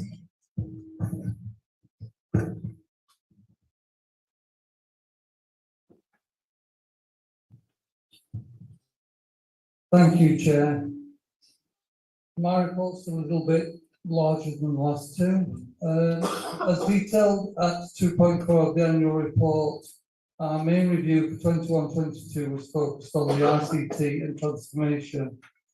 Both the Director of Transformation and Portfolio Holder for Transformation provided information to set the scene on the NEDDC digital transformation, which then enabled the committee to carry out a number of interviews with a wide range of stakeholders as listed in the annual report. The interviews identified the many strengths that the council had achieved in a short space of time and how the pandemic and work from home policy had helped to shape the accelerate the upgrade process of Microsoft 365 cloud-based solutions.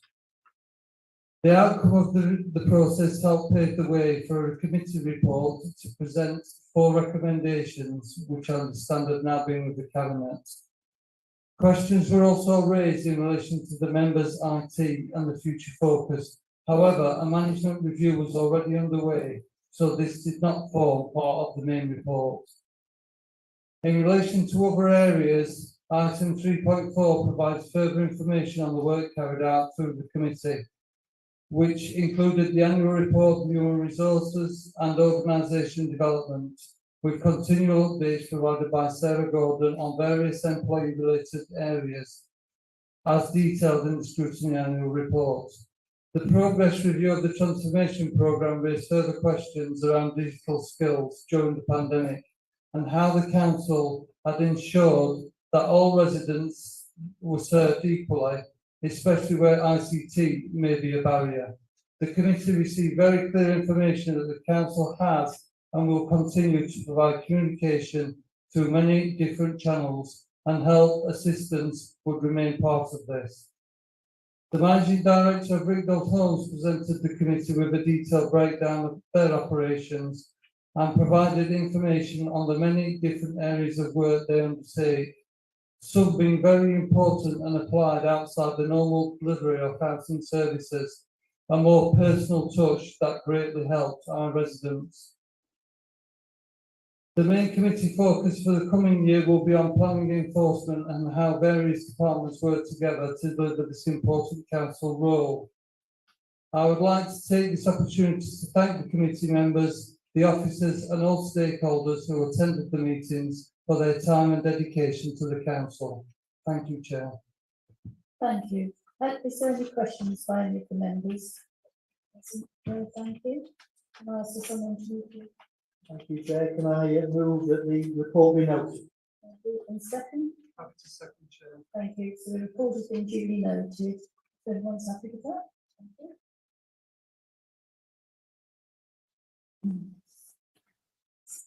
Item 11, appointments to committees.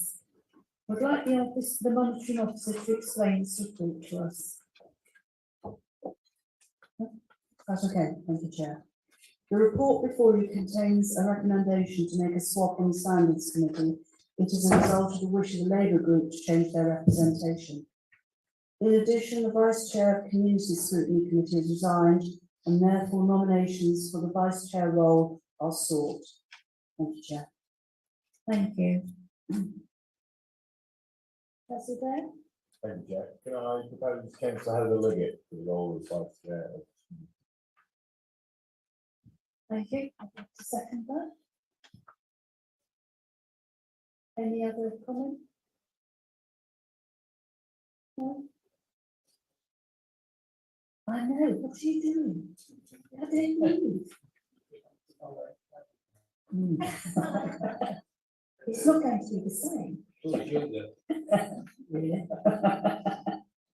Okay, are we all happy with that to be moved? Have a show of hands? Thank you.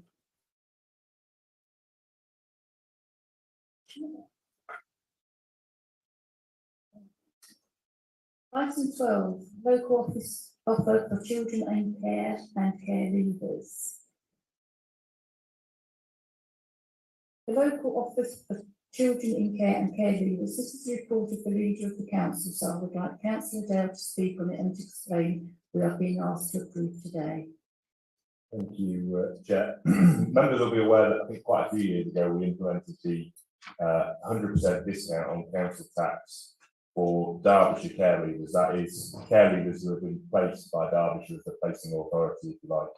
And obviously that's been very successful. I think the report details, I can't remember the exact paragraph number, but we've supported not huge numbers of young people, but you know, a few young people each year. And I know from from various different reports how care leavers in particular, particularly disadvantaged group, the particular group who are susceptible to debt. You know, they leave, or they don't leave home, but they end up in independent living far sooner than the vast majority of young people do. I think the average age for most young people to leave the family home, if it's a live with family, is 26, and yet obviously care leavers are there from the age of 18. What we did when we across the whole of Derbyshire, all district and borough councils as the collecting authority adopted a policy of exempting Derbyshire care leavers, and Derbyshire County Council for any Derbyshire care leavers who live outside of Derbyshire but aren't exempt by that authority will pay for their council tax. What the missing group, if you like, are non-Derbyshire care leavers. So people who, for example, were in the care system in, say, Nottinghamshire and now live in Derbyshire, they're not currently exempt. I think there's one or two other district councils within the county who have just got the wording of their policy just refers to care leavers rather than Derbyshire care leavers. So in acknowledging that sort of missing group is still there, we just want to change the policy to broaden it out to all care leavers. The cost is minimal, as we say, and the benefit received for those residents is massive. So we'd just like to amend that policy just to get parity across the policy. And I'm happy to move the recommendation. Is there a second? Thank you, Councillor Cupid. Councillor Parker?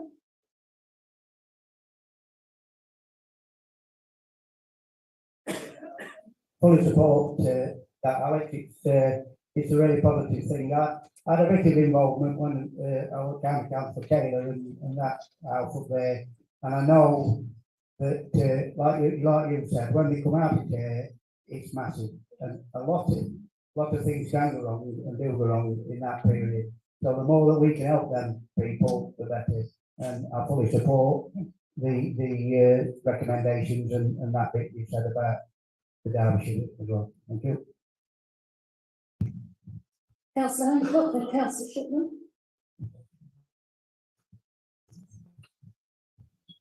Thank you, Chair. I'm actually going to speak to Councillor Whitler's absence here because she was a foster carer for many years. And I've known Pam for most of my life anyway, so I've seen the circumstances that people actually lose the care system.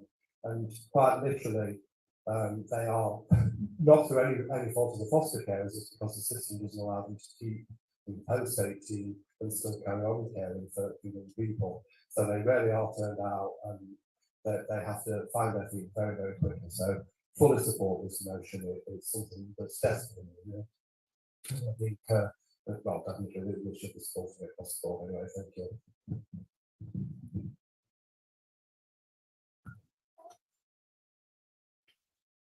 Councillor Jones.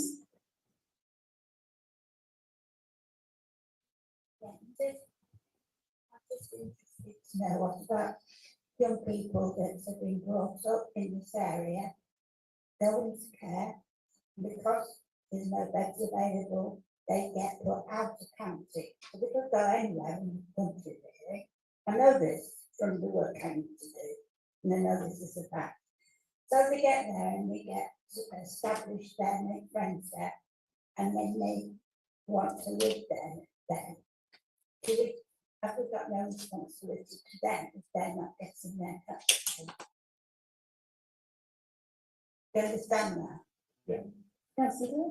Thank you, Councillor Jones. In that situation, the trouble we have is that we don't have a national policy on this, really. That's the fundamental issue. So you've got lots of different councils doing different variations. So Nottinghamshire, for example, exempted all care leavers across the board, regardless of where the placing authority is. In Derbyshire, we've got agreement for all of the Derbyshire districts and boroughs to agree to discount Derbyshire care leavers, and Derbyshire County Council took the decision to pay the council tax of any Derbyshire care leavers who are living outside of Derbyshire. So they are covered. But if they live in an area, say like Nottinghamshire, that has an exemption for all care leavers, then Derbyshire doesn't have to pay. But if they live in another area, I don't know, another area in the country that doesn't have that exemption, then Derbyshire does pay. So they are protected. But really, the best thing would be we have a national policy just to make it the same across the board. And there's been numerous attempts to push for that as well. Derbyshire County Council have done before that as well. Councillor Burkett? Thank you, Chair. I'm very pleased with what you're saying, Councillor, there, and fully support the proposals for this measure, which is long overdue. I did some work in some children's homes and adolescent homes. Just think back through my brain, it was in around about 1980, and that was the situation then. Usually within a children's home, got kicked out at 8, literally got kicked out as soon as 18 birthday. They have to be on their own, and they could have been in there. Saw some terrible cases of surrounding interview there, and it's really sad that nothing from what you're saying. I'm not trying to put words into that, but very little, shall we say, has changed in that intervening period. That's really distressing for the young people and for us as responsible people in society. Thank you. If there's no other comment, Councillor Burkett? Yeah, thank you. Yeah, absolutely. Although I would say one of the things that has changed is the duty on all agencies of the state effectively to have corporate parenting responsibilities right up to 25 now. So that there's a bit more support, and obviously, encourage people, things like staying put within foster care for over 18. But you're right, I mean, it's still, these people still face a significant challenge, and any extra support is very much welcome. So yeah, happy to move. Thank you. If everyone's happy with that, and there's no further comment, I'd like to move it to vote. The roll call, everybody, Councillor Barron? I'm right, she's ahead of herself.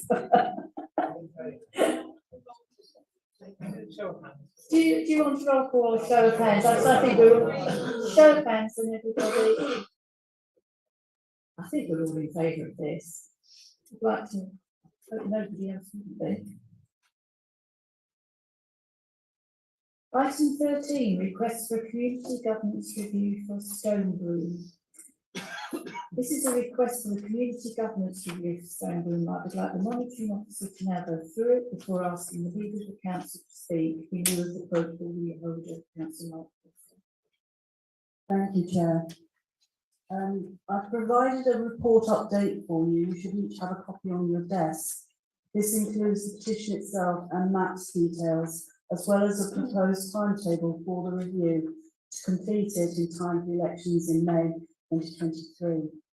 The report outlines the receipt of a valid petition asking for a separate parish council for Stonebroom and sets out draft terms of reference for that review. Council is being asked to approve the terms of reference so that the review can commence formally. In terms of work that has been going on in the background and subject to members' decision today, a draft timetable has been produced. This is in the update paper you have. It is very tight. The approval of any new arrangements would have to be made at council on the 30th of January in order to meet the elections deadlines, including the complete republishing of the entire electoral register for the district in February 23. This is a repeat of the full publication of the register on the 1st of December, plus changes resulting from the review.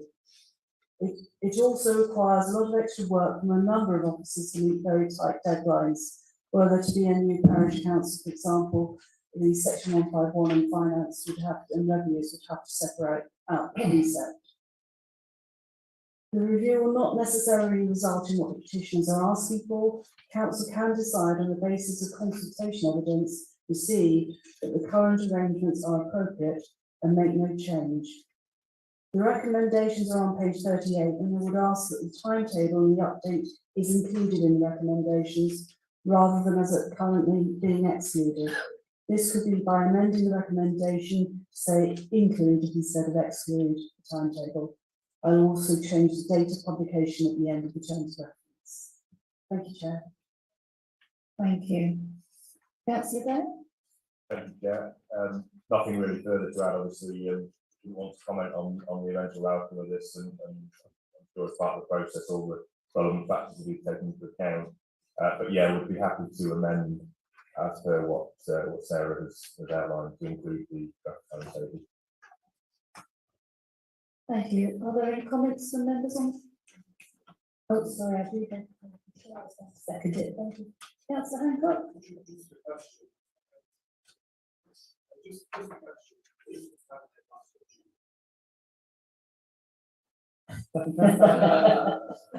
I wasn't going to say no. I can't give a guarantee it is really tight, but we will do everything we possibly can to make sure it is achieved.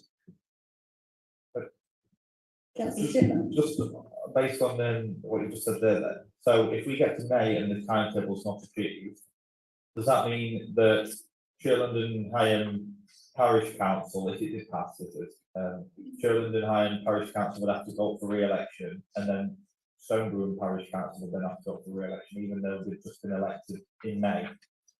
That is entirely the situation we're trying to avoid in the event that a separate parish council comes into being. The key date is February for the republication of the electoral register in time for the elections. So we'll know considerably before May if we've not met it.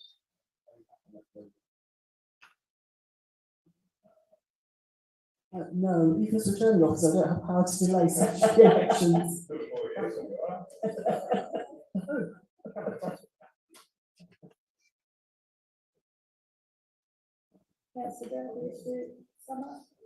No, just outline exactly what Sarah's, my limited understanding of all of this is that we're keen to get it resolved before the elections by trying to, by avoiding a secondary election, but there will be additional costs and everything else. So yeah, I think we Councillor Berry?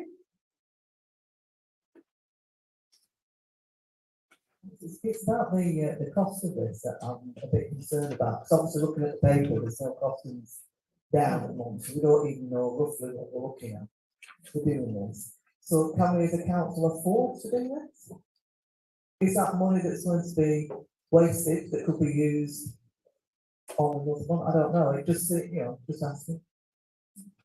Thank you, Chair. We have no choice about whether to do it. By law, we have to do it, but the kind of costs I'm looking at the moment for the process are in the thousands, sort of 2,000, 3,000, maybe 5,000, 6,000 to organise public meetings, leaflets, and that kind of thing. Thank you. There's no further comment. Can I just have a show of hands to move it forward?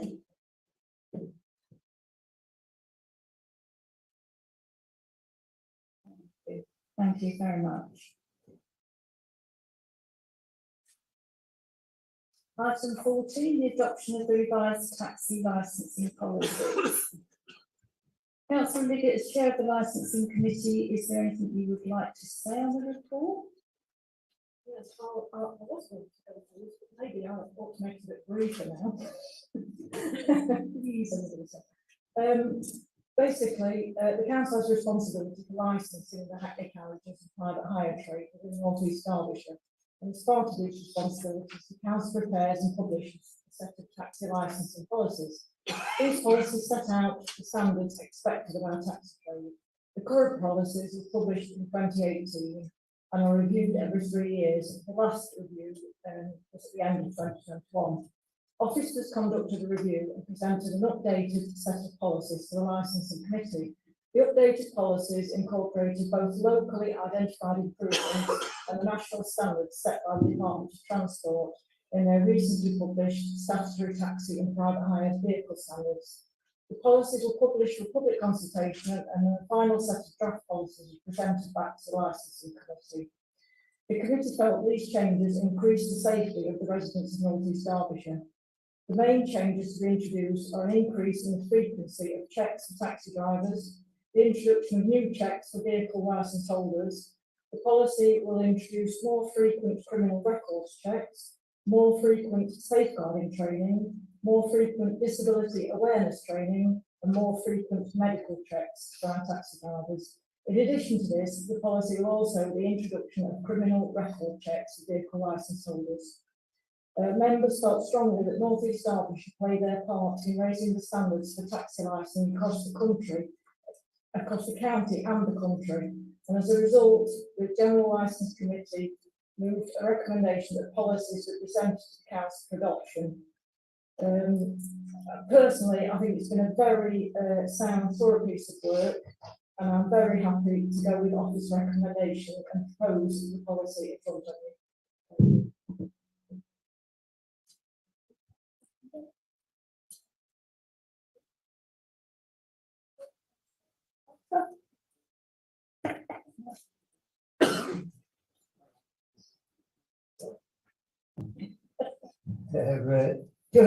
Just for some clarity for me, really, I have read all this, and there's quite a lot of paperwork within this, all on the computer as well. But I kept looking through, to be honest, and I saw in what 4.1.4 security and CCTV, and that's all. There's one paragraph, and it says all vehicles are required to comply with the requirements set out in the taxi licensing policy, Hackney carriages, private hire, in brackets CCTV supplement. Well, I read through all that, all those different things, and I fully accept all the other changes, they're great, and I couldn't find anything about CCTV within all them documents until I went on the website, and I found on the website this taxi licensing policy, and it's got a date on it, the 18th of October 2022. So this is going to a licensing committee, according to that, whether that date's wrong, to discuss the CCTV at a future meeting, which to me is backwards way round. I think that should be agreed first before we at this council agree that policy, that one paragraph out of them 7,422 paragraphs does mention that. The rest of the stuff I've no problem. All I think we should defer this paper, this thing, until at least that meeting has been had, the licensing committee, on that date, because there's a lot in this about how the cameras are supposed to work, where they're going to be positioned, who's in charge of seeing all the other stuff.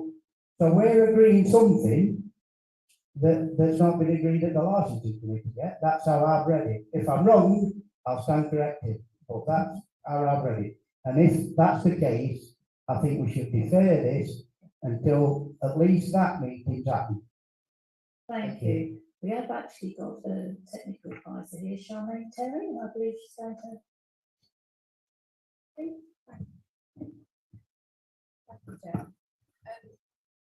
Unfortunately, that is an error.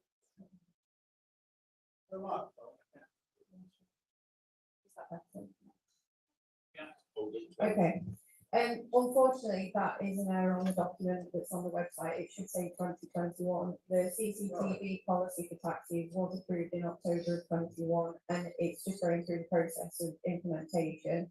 That will be coming in very shortly. So we have already followed that procedure to get that policy implemented.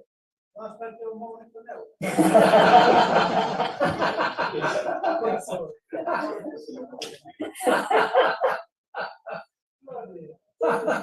not reading that.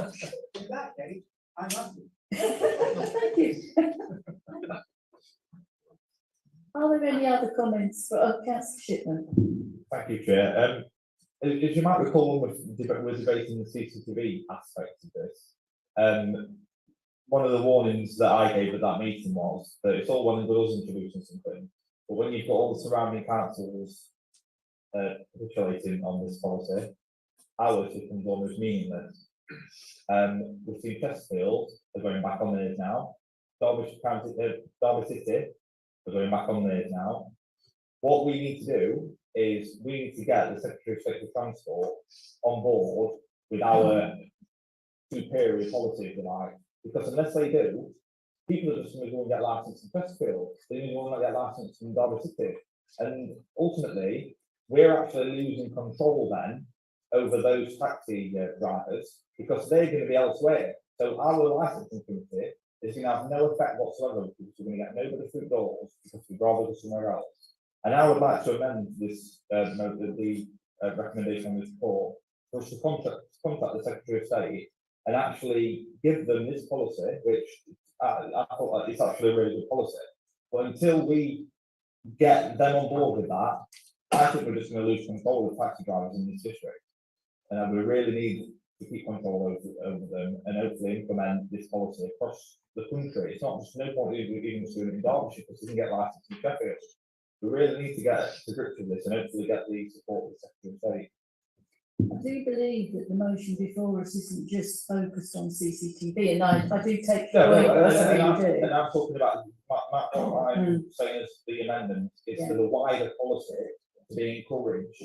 Because even when we're talking about safeguarding, additional safeguarding checks, etc., those are I'm talking about those as well. But the CCTV just highlights the fact that people can just get licensed elsewhere. But I'm talking about the whole policy. Yeah. We need that as government legislation. Thank you. I believe Charlene, you have something to say.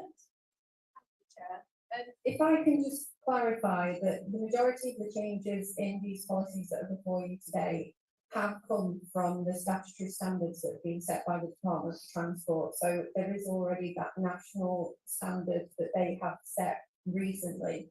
And that will encourage other authorities to follow suit and get these changes implemented. As you said, the CCTV is one that's a bit more of a controversial topic, and some authorities aren't going with the implementation of mandatory CCTV. But most of the changes that you see before you today do form part of the statutory standards that have been set by the Department of Transport. Thank you. Is there any other comment from the floor? Councillor Bell? Thank you, Jim. Whether or not we can add it into recommendations, I'm certainly happy to do that. I agree with the point, absolutely. And we were acutely aware of that. And I know there has been quite a bit of lobbying around Derbyshire and South Yorkshire to implement, but we shouldn't have to rely on that. Councillor Thacker?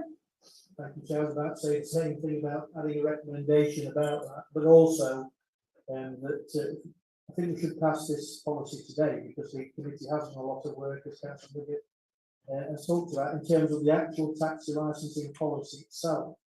With regard to CCTV, there are some issues still hanging around about that, and as we know, the last licensing committee, of course, there's a conversation around it, and it is a moving feast when we compare ourselves with other taxi licensing authorities. But I think we should agree to this in principle. We have the additional recommendations Council Bale just helpfully agreed to, but also it will go back for a monitoring process through the licensing committee so that we can check on what's happening with other authorities. And if we do have to amend accordingly, then we should. Otherwise, I think this council should press on with what we've got in hand. Thank you. Councillor Wiggett, have the right to reply? I agree entirely. I mean, it has been hard work. There's a lot of work gone into this. And as far as I'm aware, taxi drivers that have their taxis MOT'd at our depot in Eppington are already asking, they're quite looking forward to it, I think, from their side as well, because it gives them protection as well as the passengers and the residents. And we are supposedly going to advertise through the comms scheme that our taxis have CCTV cameras so people have a choice which taxi they take. Thank you. Okay, here we go again. You know, we have the motion put before you, and I'm going to ask if plus the amendment, mustn't forget the amendment, but just by a show of hands, if we're in agreement with passing policy. That's carried unanimously. Thank you all very much. Item 15, Charlie Park Leisure Centre update. A short presentation giving us an update on the Charlie Park Leisure Centre by the Director of Growth and Assets. So over to Matt Broughton.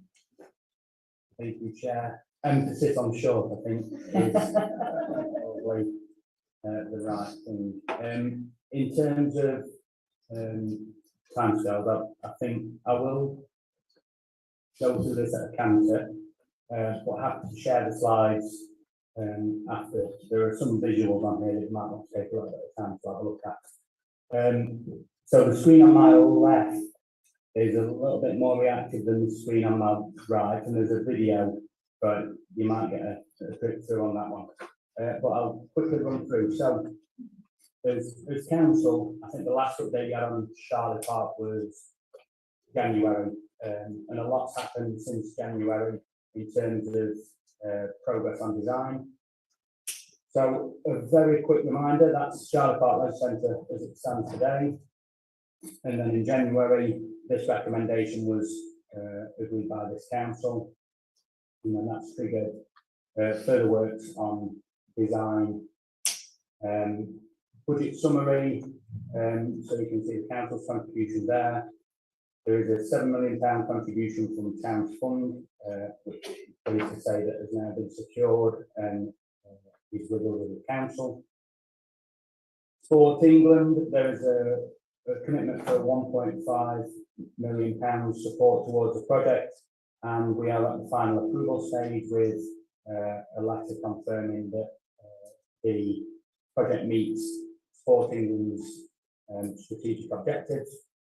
We've also, with Sport England, asked for a further contribution of £500,000 to consider a movable floor in the learning pool. We're working with the Football Foundation, who have commissioned their own feasibility regarding a 3G football pitch and a contribution in the region of £500,000 towards that. In a total budget of 24.6 million. So that's the design team, very difficult to see on screen, so if you'd like to look at that in your own time. The key points is secured through a framework called UK Leisure Framework. The partner, development partner is Lionesses, and the build contractor is a company called ISG. So this was a slide that was shown in January, just confirming that the proposed scheme matches the outcome of the 2018 consultation. So this should be new to councillors. We undertook a pre-planning consultation with the community in April, which the outcomes of 95% of people agreed that the centre needs upgrading. Most support for the activities, proposed activities, swimming, cafe, gym, tag active, outdoor play were most popular, and then the majority of respondents were in agreement with the proposals. This is how the development is proposed to take place and what is there on site. So you can see in the grey box, you can see the screen point there. The grey box there is the retained sports hall. The front of the site here is the existing facility, swim and gym, which will be retained during construction. Front of the site here is the proposed compound, and the new facility you can see here on towards the centre of the site. This is the main facility and the layout on site, which is in planning at the moment. Key points are, I think we spoke about 3G football pitch, so the Football Foundation funded 3G football pitch is at the rear here. This is where the existing is, which will become car parking, and then the spilling out of the centre is linking to the park. One of the key criteria we wanted to achieve was a better relationship between the building and the park setting.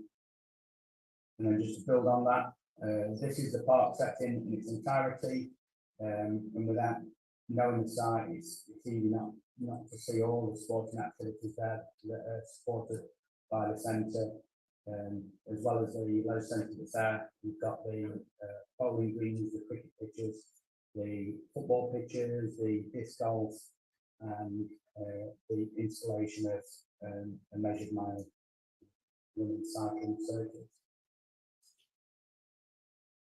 This is the proposed ground floor. Whilst I don't propose to go into any detail, key points to note is that there's an area of space for Chesterfield Royal Hospital, so that's the Claycross Clinic that is currently located in Claycross, being relocated within the facility, and similarly, Citizens Advice Bureau located in the facility as well. The ground floor is largely centred around the heart of the building, which is the cafe zone and area, and then linking to soft play and the tag active.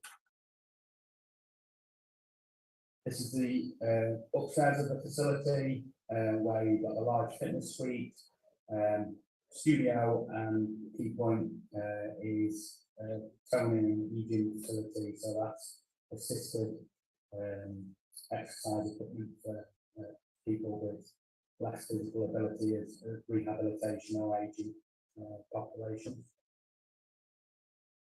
And show that two relate together. Here are some indicative images of the site, which speak for themselves. This is how the site looks in the setting. These are elevations showing some of the finishes on the right hand side there. So the cladding finish and the brick finishes. So it looks pretty pink on here. It's not pink, it's a brick colour. So this is a view as you walk into reception, and we've got a walkthrough, which is the next slide, which probably gives it as a better example. So fingers crossed for this one, people. So this will hopefully give us a quick walk around the proposed facility.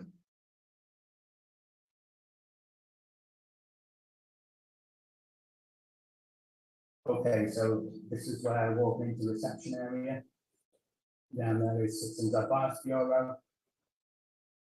And then we'll walk through with the soft play on your left hand side. On the right hand side there is the clinic.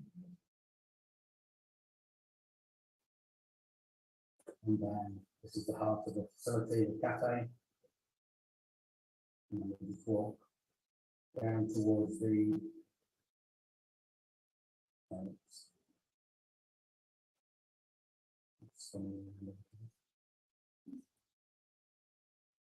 there we go. So you can see the pool hall there from the cafe. So this is walking out to the park side of the facility with another entrance there. And again, that cafe is the key to the facility. Walking through now and go upstairs. I can breathe in here in a bit of time.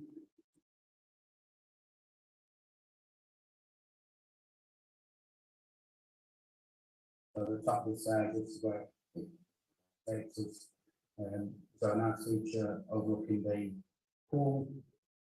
And then we go, this is where the gym and the studio spaces that I described earlier. I think you can see the gym there. A very large gym, and that'll be the biggest gym facility that we've got, overlooking the reception area and also in a minute overlooking the park. So this will be a great space.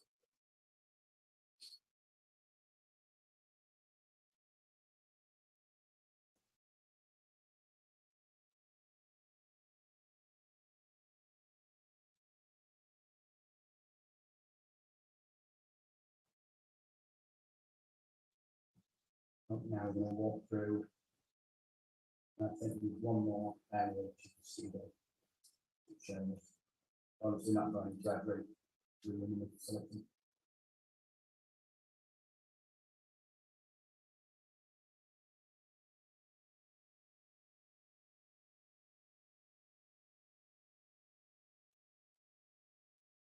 And the pool hall. So this is on the pool hall gallery.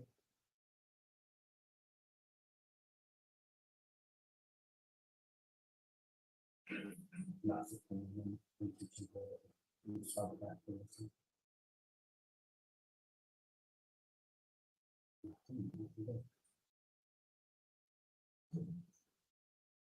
So that is a proposal from the road to the entrance of the site into the building, and it's the one that we use to market the site at the moment.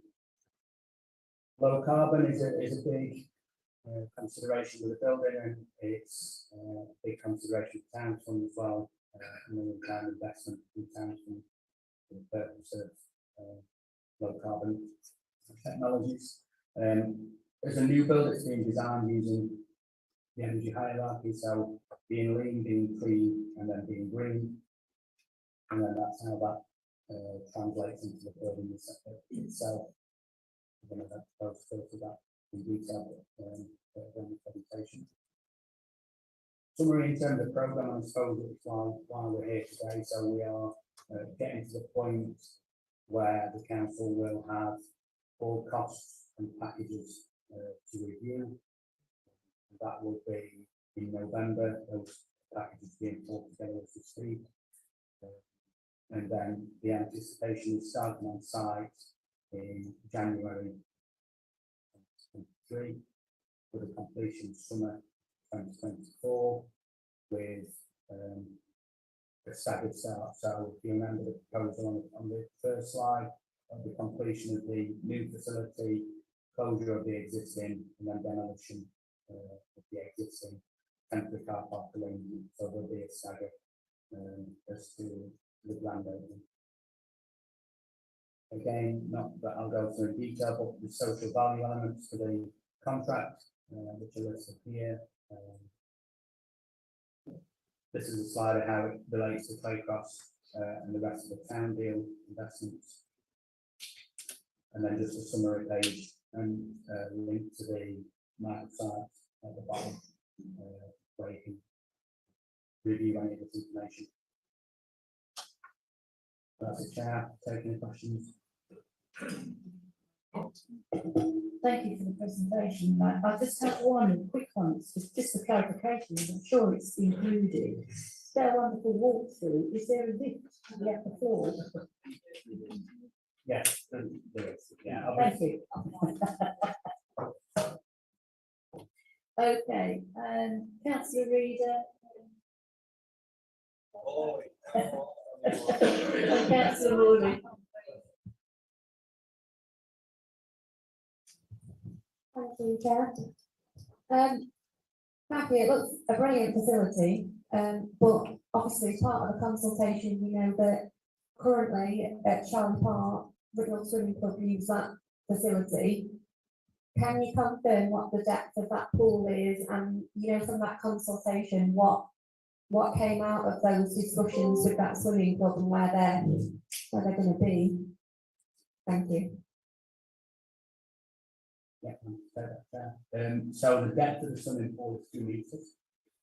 There was conversations, sorry, the maximum depth is 2 meters. There was conversation, I think I'm referring to, not necessarily the swimming club, but the synchronized swimming club. So the conversation with the synchronized swimming club, to them thrown around the span of which there was a 2 meter depth. So one of the suggestions was if there was a 5 meter, 2 meter depth, rather than just going to the 2 meters, or shorter distance, that would support them in terms of their training. There is also the request of Sport England for the additional funding for the learner pool, where we've got movable floor, so that can get the 3 meter depth. And then similarly, as we've said in consultation, we do have 3 meter pools in the district. So if it isn't affordable at Charlotte Park, and Sport England won't support us in funding, it still is in the district 3 meter pool. The synchronized swimming club is more than happy. We are more than happy with the synchronized swimming with that facility. Thank you. Councillor Morley. Yeah, I'm sorry if I missed it, but I got 7.5 million from Sporting and 7 million from Town Centre Group. I didn't hear a hotel sort of coming in, I heard the figure was 24.4 million. I just wondered where the others coming from to fund it. And secondly, I've raised it at the last meeting on Tony Green about the entrance. The entrance, we're looking to get more people in there. I live from here to the entrance away to that window. I see many potential accidents, people coming, and especially with people walking in front with kids from school. They don't know where to go. They're coming in, coming out, same entrance like that. What I'd like you to look at is something from the hospital, way in, way out, not way in, way out on same road. And I've mentioned that a few times about it. It is an accident waiting to happen, and somebody will eventually. And also, across the road from this again, there's going to be 9 houses going up. So we've got it both sides now. We'll have a 4-way situation. It really needs looking at that entrance. And I've looked at it myself, and apart from big trees and that, there is ways to get in. And then got to do a deal with the hospital if we get them in there, and they want to use a bit of land and those, don't they?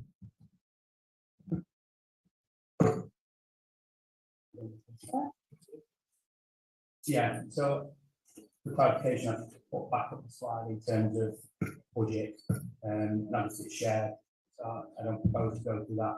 In terms of Councillor Moore's comments, absolutely, their comments that we received at the town board as well.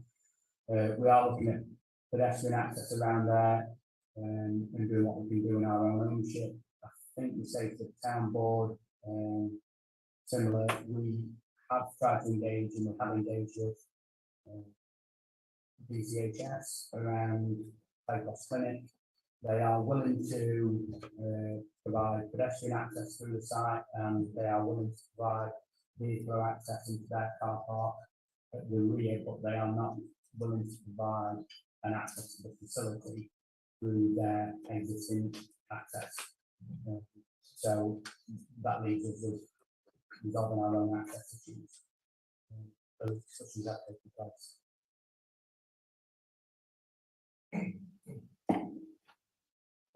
Yes, Andrew? Yeah, just a quick obvious situation. That's very narrow.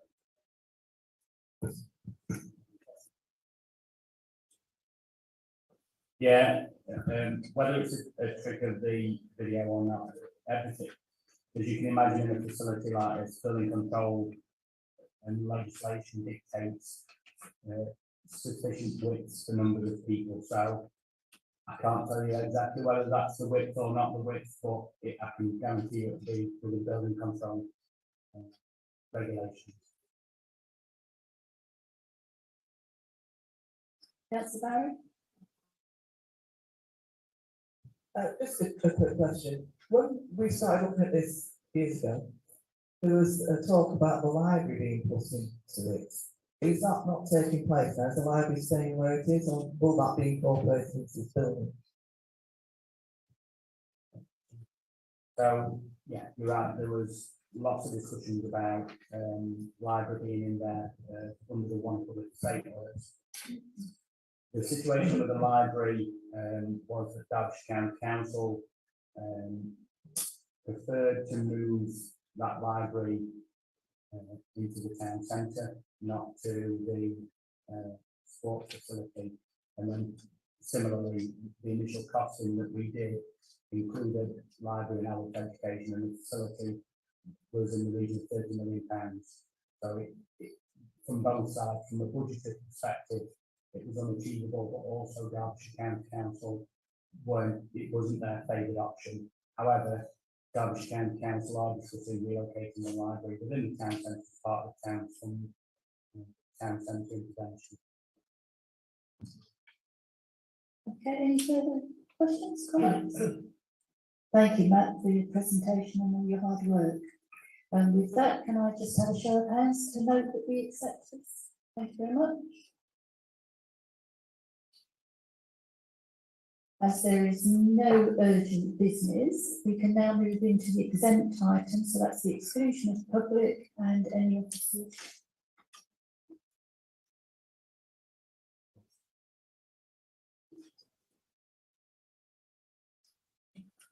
Can I just move the text that's actually in the agenda instead of reading it all out? Well. Yeah, thank you. Where is going? We're now going to switch the feed off. Hello, Martin, can you confirm the feed's off?